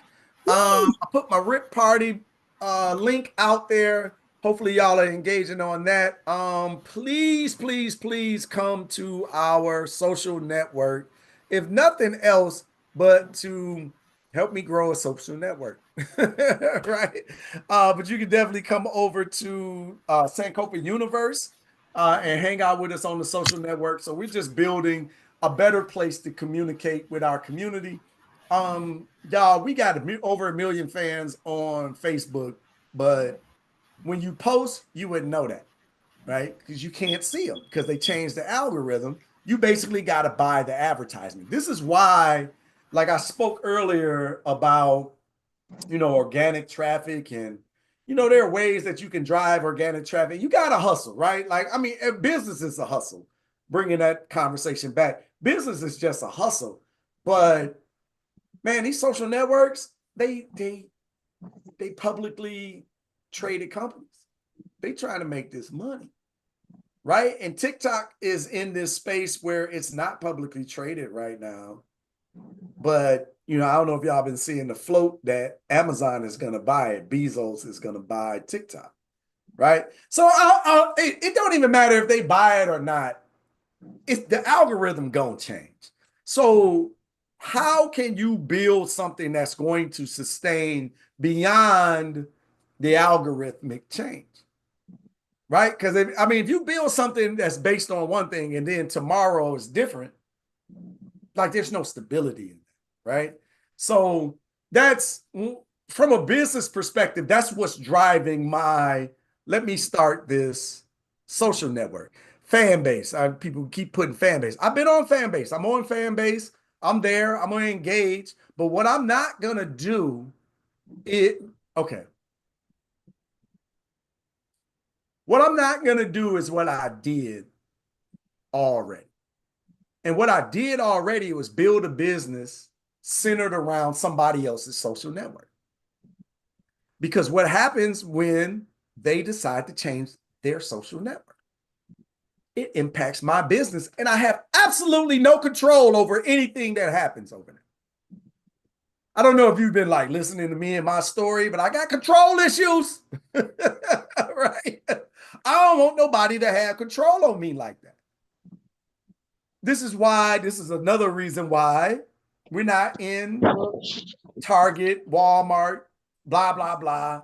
I don't want white folks having control over our content. And you might say, well, you know what, Freddie, they not going to be like, you can't do this. You can't, that's not how they operate. You can't, but you know what they do? They just turn the money off. Y'all, we ain't figured it out yet. We get hooked on white money. We get hooked on the system, and then they change or turn the system off. It's the faucet. You go get on the faucet, you subject it to them, right? Fan base is black owned and operated. It is. Again, I'm on fan base. I'll build over there, but I ain't gonna lay my hat on it. I'm gonna lay my hat on what I own and control. This is my entrepreneurial philosophy. I'm going to outlast all of them. So I'd rather build something that's for us. I want to build a social network that's focused on my community, urban intellectuals, to have it's like the conversation with Brother Charles and the trip. I'm going to control everything and everybody that's in there so that we could curate the space that I can curate the space that I've been looking for. And I've been looking for it because I talk to my audience and this is what they looking for. And we're going to build it ourselves. And no, it ain't going to be 45 million people or billion people or whatever, but it's going to be 4,500 of the right people. And we're going to cook. We're going to have a great conversation. We're going to build. We're going to implement what Brother Greg is talking about, right? Sister Anita wants to build, right? Like we're going to build our own things from a small but powerful group. Again, the first couple of times I've tried to build a social network, I was thinking we needed millions. I now understand I just need a few thousand of the right people. Maybe not even a few thousand. I might just need a few hundred. I understand that less is more. I understand that, here's some business lessons for you. Let me try to circle all of this in too. Deeper relationships with the right customer is more powerful than shallow relationships with thousands or millions, right? We got shallow relationships with our Facebook communications and our people. We got millions of fans, right, on the platform. Shallow relationships. They're not showing up every Sunday for Sunday dinner. Our relationship, if you've been coming to 2, 3, 5, 12, 15 Sunday dinners, our relationship is so much deeper than the relationship with somebody that be skimming our Facebook page or is on our IG. Them people don't know what we about. They don't know our community. They don't know what our beliefs are. They not bought into our mission. They not here. These 50 people are deeper than 500,000 individuals that's liking my damn Facebook page. This is a way deeper conversation. And I'm invested in y'all. I show up every week. We pouring in information and resources and bringing things to your knowledge. I'm trying to give value. And y'all spend hours with me. That's a deeper relationship. That is the budding relationship of a fruitful business. There's I'm gonna stop with these books, y'all. 80/20 Sales and Marketing by Perry Marshall. This is the last book, I promise. And I'm getting out of here because I gotta go watch. What am I watching? Handmaid's Tale, right? I was put up on Handmaid's Tale here at Sunday dinner. But 80/20 sales. 80/20. Yeah. There we go. All right. I keep saying like this is the last one. This is the banger. This you gotta get this one. This one here, 80/20 Sales and Marketing by Perry Marshall. I've been in his lectures. He came out and did a in the mastermind I'm in, he came and did like private sessions. I got a chance to go to lunch with him. It was me, Perry, and like 2 other people, man. I asked this dude 100 questions. But 80/20 Sales and Marketing really is a principle that you probably already are familiar with, because they call it Pareto's principle. But 80% of a thing comes from 20% of the audience, right? So if we broke down urban intellectuals, sales and money or whatever, 80% of our money is, this principle says 80% of your money comes from 20% of the audience. So this idea of 80/20 and valuing the 20% that's driving the massive section of your revenue is a very important concept in entrepreneurship that many of us don't get. And you really got to start to cultivate the relationship deeper with those 20, because as Perry said during lunch, it go 80/20 applies to the 20%. So you got 20% of your audience that creates 80% of your revenue. Well, if you dig deeper into that 20%, 20% of that 20% generates 80% of that revenue. So when you really break it down, you get to the point where you realize that there's 5% of your audience that is flat out better for your business than everybody else. And the more you can hone in on that 5% and really understand who they are, the challenges they face, and what they are looking for, the transformations that they desire, the language that they use, and you start to speak to them that way, that's when the magic happens. Because now you start to attract that person and you repel everybody else. Because believe it or not, you don't really need more customers. You need more of the right customers. And if you can start speaking this language to your core audience, I'm talking about the audience inside of the audience. We're 3 hours in. I'm talking about not only the people that showed up to Sunday dinner, the people that stayed to the end. This is a different group than the people that were here the first 30 minutes. People who have bought all of our products are different than somebody that like our Facebook page. Somebody that bought all of our products in a membership, then been to a trip to Africa or 3 with us are different. You got to start to understand segmentation and start segmenting your audience based on behavior with your company. And all of this is possible with tech and automation that wasn't available 20 years ago. And again, I can talk about it, but the bolts and the ins and outs, I don't know. Like, we get to a point, I'll drop you off and be like, I can't go no further with you on this discussion. Now, when we, on the other end, start talking data points, I understand what I'm looking for, but I don't know the how-to, right? The how-to is the who. Remember, Tamiko recommended, she had me put that book, Who Not How. So there's people on the team that understands that the details on how to get these things done. I ain't that person. Right? Right. I ain't that person. And you got to be comfortable with that. So I think hiring intelligent people is another issue with our community because we always want to be the smartest person in the room. And my education, I've been brought up to understand that if you're the smartest person in the room, you need some more rooms to get into. You got to be in different rooms where people elevate you. And I am in those rooms. And what I didn't understand at first, when I first started my entrepreneurial journey, I thought you had to be blessed to get into those rooms. I thought somebody had to like you, take a liking to you. Hey, come on this way. But now I understand to get in those rooms, you got to open your check. You got to open your checkbook. Get in those rooms. You can get in those rooms. It's just going to cost you. And the question is, are you serious enough to put your money where your mouth is? Because you say you want this thing, but are you willing to pay for it? That's where everybody break down. Again, I've been in business forever. And I've been around all these conversations. It breaks down when the money come up because people talk about what they want, but they don't want to invest in it. And you will see it a lot in your business. People want information, but they don't want to pay for it.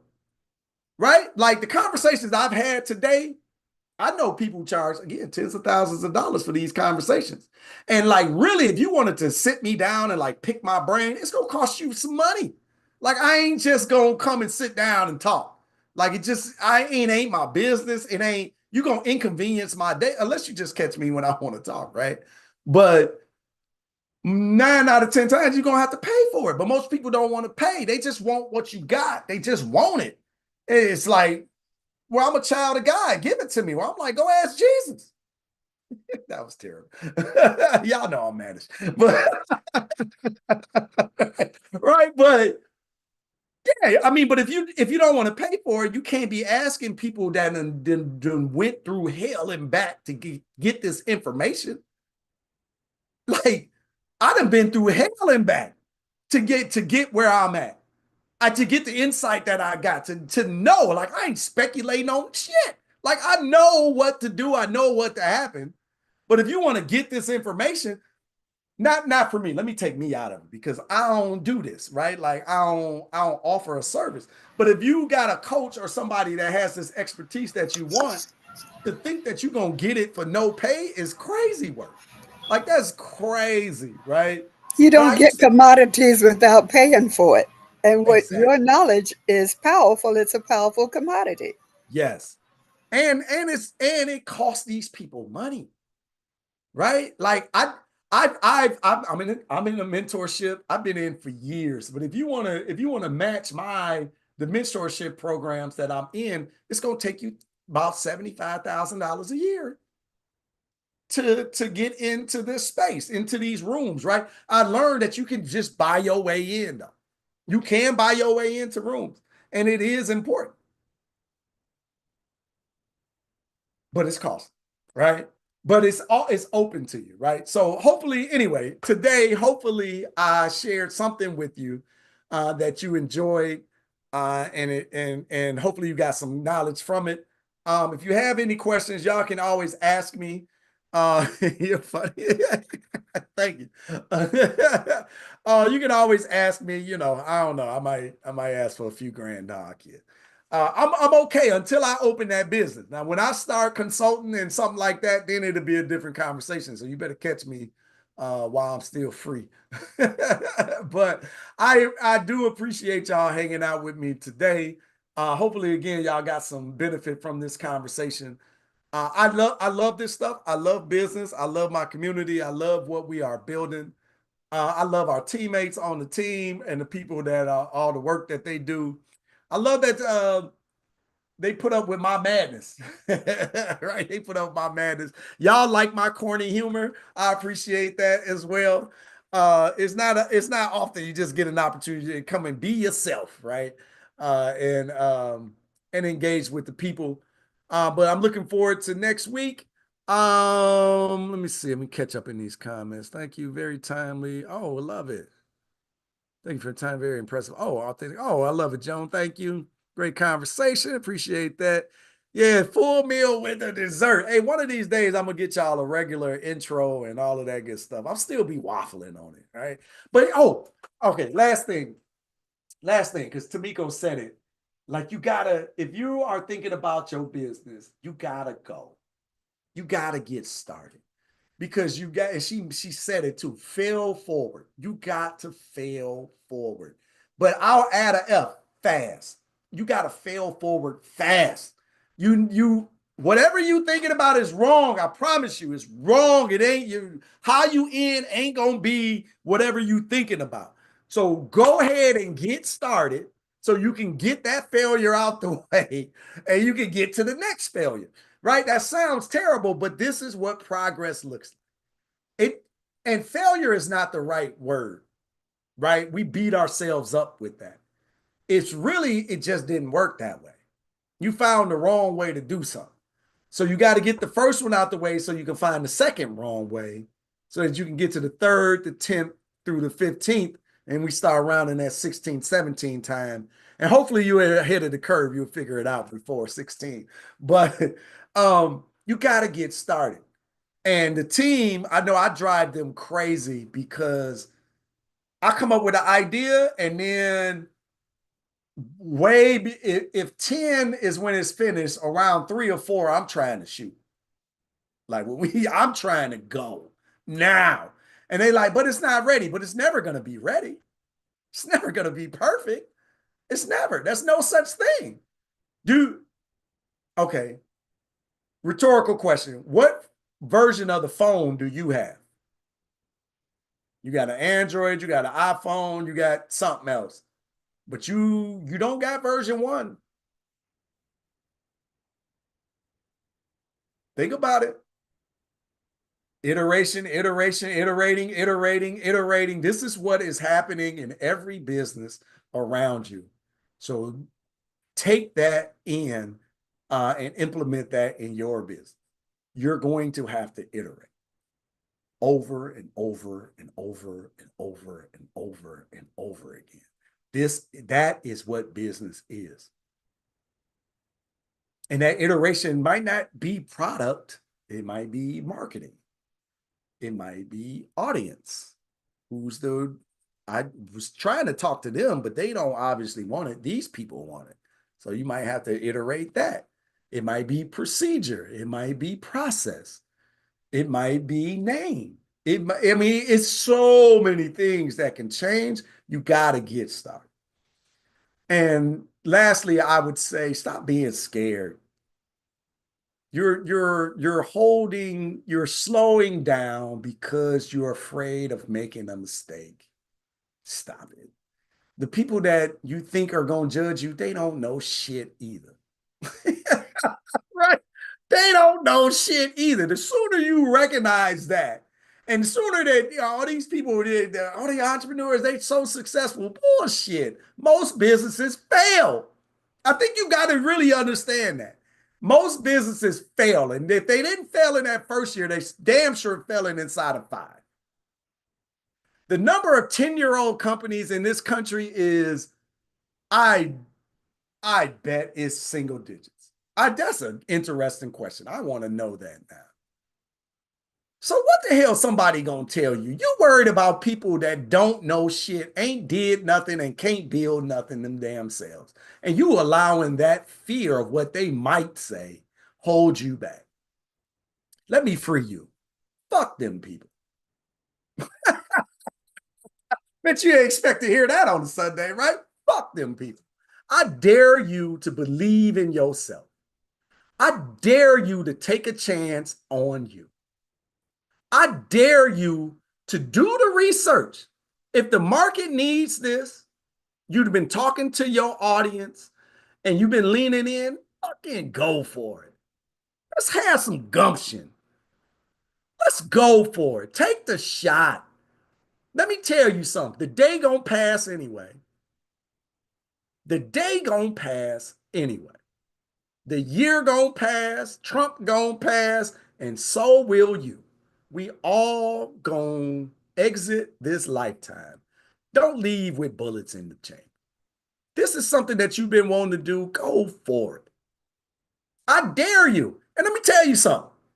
Let me tell you what the best, people be like, oh, you shouldn't brag or, you know, tell people you told them so.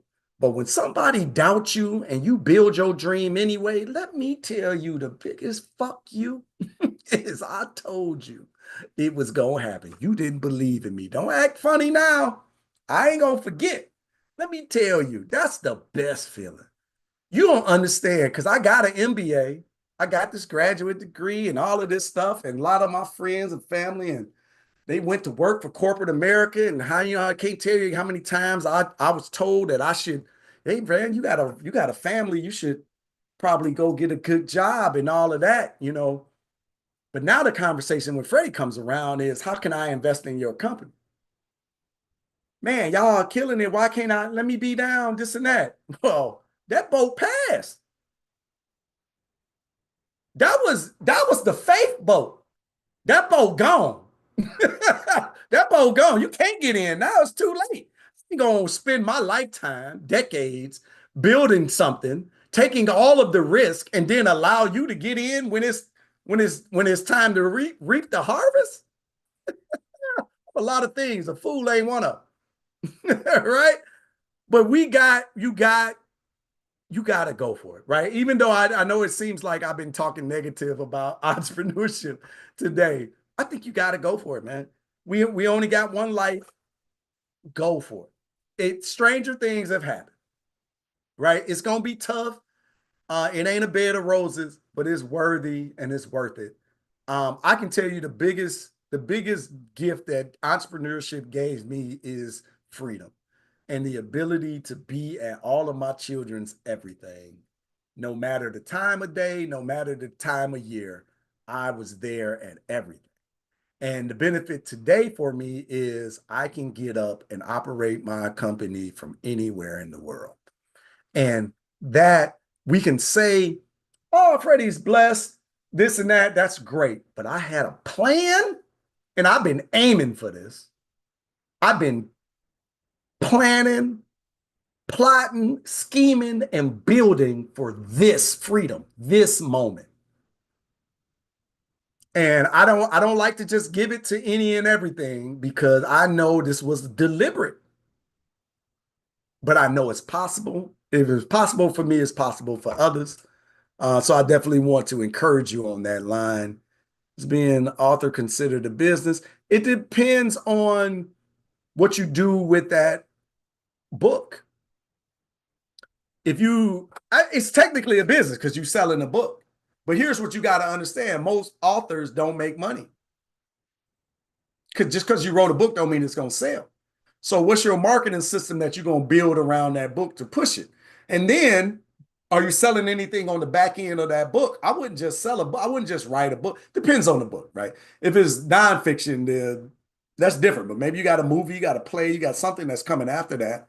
But if it's excuse me, that was fiction book. If it's a nonfiction book, then I would sell the training after that. I would sell a class. I would have something after that book, like the book being the intro into our ecosystem. So you buy the book and you learn 80-20 sales and marketing, because I still got that up, 80-20 sales and marketing. But hey, you know what? If you enjoyed that book, I can put you through the class. Hey, you know what? You enjoyed that class and we got deeper into those things. We can do it for you. All of those, the book was $15, the class was $350. The we do it for you is $3,500. I don't know what that process looked like, but I would extend my book. I wouldn't just sell a book. Children's book on financial aid, and hopefully a game plushie and party where just thoughts. I love it. I mean, but that's more than just the book, right? So now you've created an environment that you're selling, right? Because you're talking about educating children on finances.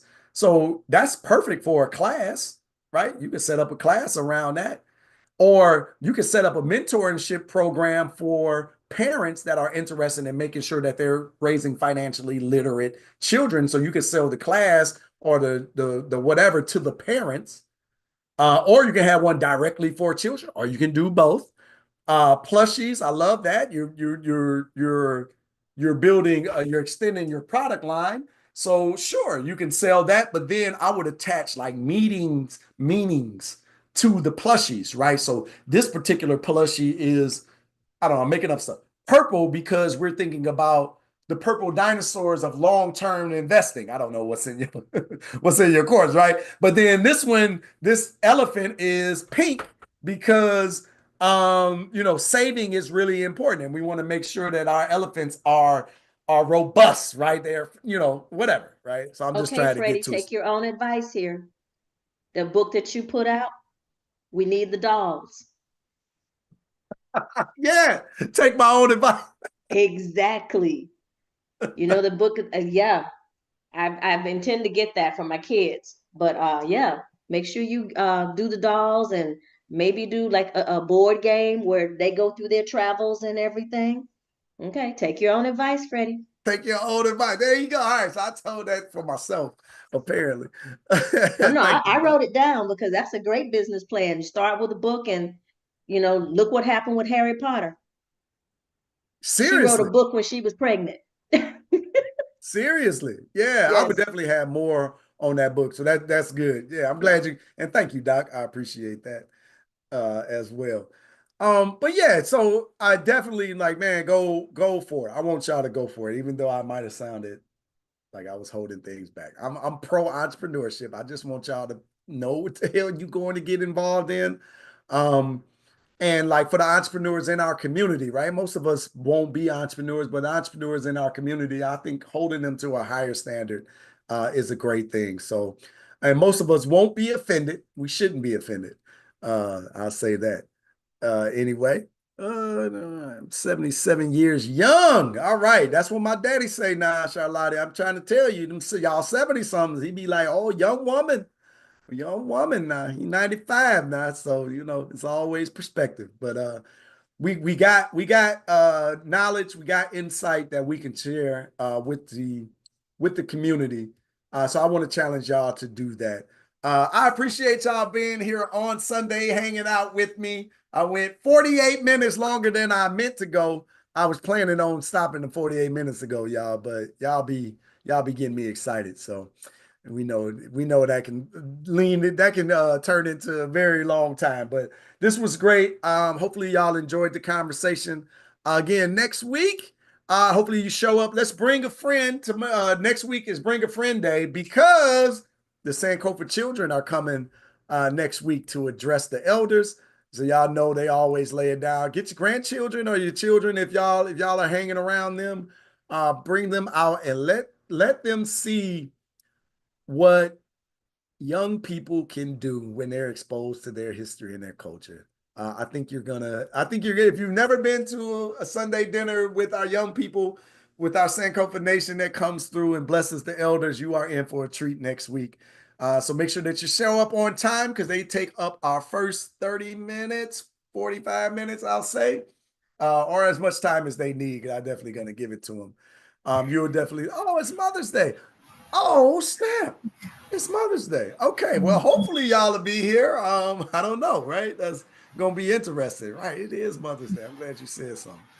All right. Freddie, could I ask you all to put the link for us to share for inviting people to introduce them to urban intellectuals in our invitation? So you got people now, you got a bunch of smart people here, but I'm retarded when we get to this technology and why I hate AI that I'm going to have shoved down my throat. So I need a little extra help. So maybe somebody else does too. That would be nice. Oh, thank you for that. Yeah. Y'all, one of these days, man, it ain't like I ain't got a list of stuff I'm supposed to mention to y'all and tell y'all about. It ain't like Tamika on the team be like making it easy for me to identify all of this stuff. If it was just right here, that would probably be like a good thing. One of these days, I'm gonna actually listen to them. But there we go with the link. Thank you for that. All right, thank you, Jasmine. She's down there on it as well. Please record next week. Will be yes. Okay, we are recording. I'm recording this time, and I always stream these to YouTube. So if y'all following us on YouTube, make sure that if you're not following us on YouTube, make sure you do. I'm always streaming that there. We'll try to make it, but family got me in the phone. Yeah, it's Mother's Day. I don't know. It might just be a couple of us, right? For a little while. But that'll be cool. We're definitely gonna celebrate our mamas. So Jasmine, glad you're here. I didn't realize it was this Mother's Day. So we're gonna have to add in some Mama's Day something into this conversation. Now, I'm gonna tell y'all some Naomi Taylor stories. That's my baby right there. That's my mama. Okay.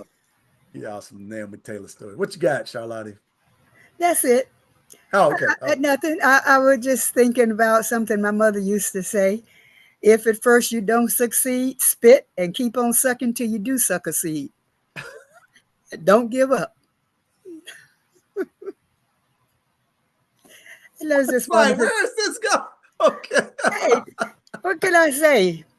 Southern woman, hey, who was one of those, need is the mother of invention. If she needed it, she figured out. And my father was the same way. If he had something to do and didn't exactly know, he'd go to sleep on it, get up and do it, and damn it, it worked. Whatever it was, I don't know of anything in my lifetime that man didn't fix, didn't make it happen after he thought about it. Slept on it, prayed on it, and did it. It did it. I love that. All right, so that gives me a good idea. So next week, y'all come armed with your mama's stories. I want to hear about your mamas, right? Let's do that. That'd be good. Or maybe we do some children's stories too, right? Y'all are your mothers, so you can tell, stories of your children, with y'all. I got a couple of good stories I could tell. I think that'd be fun. That's a good way to honor mama. Good way to honor mom. Yeah. All right, yeah, Mama tell. I love that. I'm gonna laugh about that all day, Charlotte. He's succeed. All right. But no, this was great, man. Hopefully, again, y'all enjoyed the conversation today. I appreciate y'all spending a couple of hours with us here at Sunday dinner. Grandma said, y'all ain't gotta go home. But you gotta get up out of here, right? But no, we had a good conversation today. Hopefully y'all enjoy hanging out with the cousins. I appreciate y'all spending the time with me.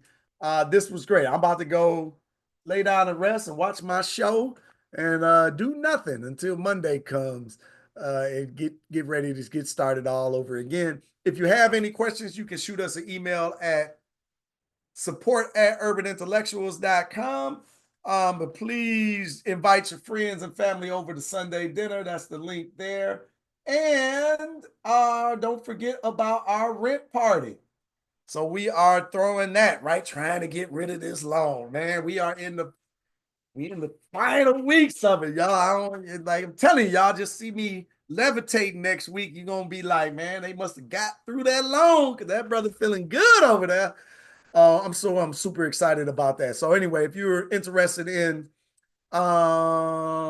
supporting us with that, right? I gave the top link to buy something. We just ask that you buy something from the site, or hey, donations are definitely appreciated as well. We can put that directly on the bill and get rid of it. And then there's the link to Sunday dinner to join us, to invite a friend or family. We got to like 81, 82 today. Y'all know I want to get to 200, right? But the team told me let's get consistently to 100 first. So fine. We shoot for 100, but I'm aiming for 2. Y'all know what I'm on, right? But we give a lot of good information and kind of keep building. Oh, man, I looked at my calendar. May the 7th is coming. The Real ID. I don't know if y'all been hanging out. Y'all know we've been talking about this. So Real ID is here now. It's basically May 7th. It's happening this week. If you either need to get your Real ID in order to travel domestically. Hey, this is not a driver's license, y'all. So you don't need it to drive. But if you're going to fly domestically, you're going to need a Real ID or your passport.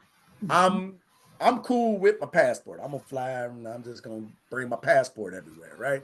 But there's a lot that we need to do. And then if you are renewing your driver's license, they can make it Real ID verified, right? So if you're renewing your driver's license, you're going to end up getting a Real ID. But May the 7th is here. So that we talked about it a couple of months ago, but it is here now. So don't be shocked, right? Bring your passport when you're moving around. Go start in the right corner. Yeah, for most states, I think it is all dependent on the states. Unless you have a passport, a military ID, or military ID. Yeah. I'm just going to use my passport. I know a lot of people say, I don't want to travel with my passport. Like, I understand, if you don't want to, but I don't want to give these folks no extra money if I ain't got to. So I got a passport. Like, I ain't going to just buy another ID because they don't need no more of my money. Let me tell you, because these boys is in your pockets, right? With these taxes and these fees. But anyway, I appreciate y'all hanging out with me today. I'm looking forward to next week. We're going to celebrate mamas and continue to build. So till next time, good people, love, peace, and power. All right. Good night, everybody. Good night. Good night. Thanks again. Blessings all. Same to you. Good night. Have a blessed week. Thank you. It was great. It was great.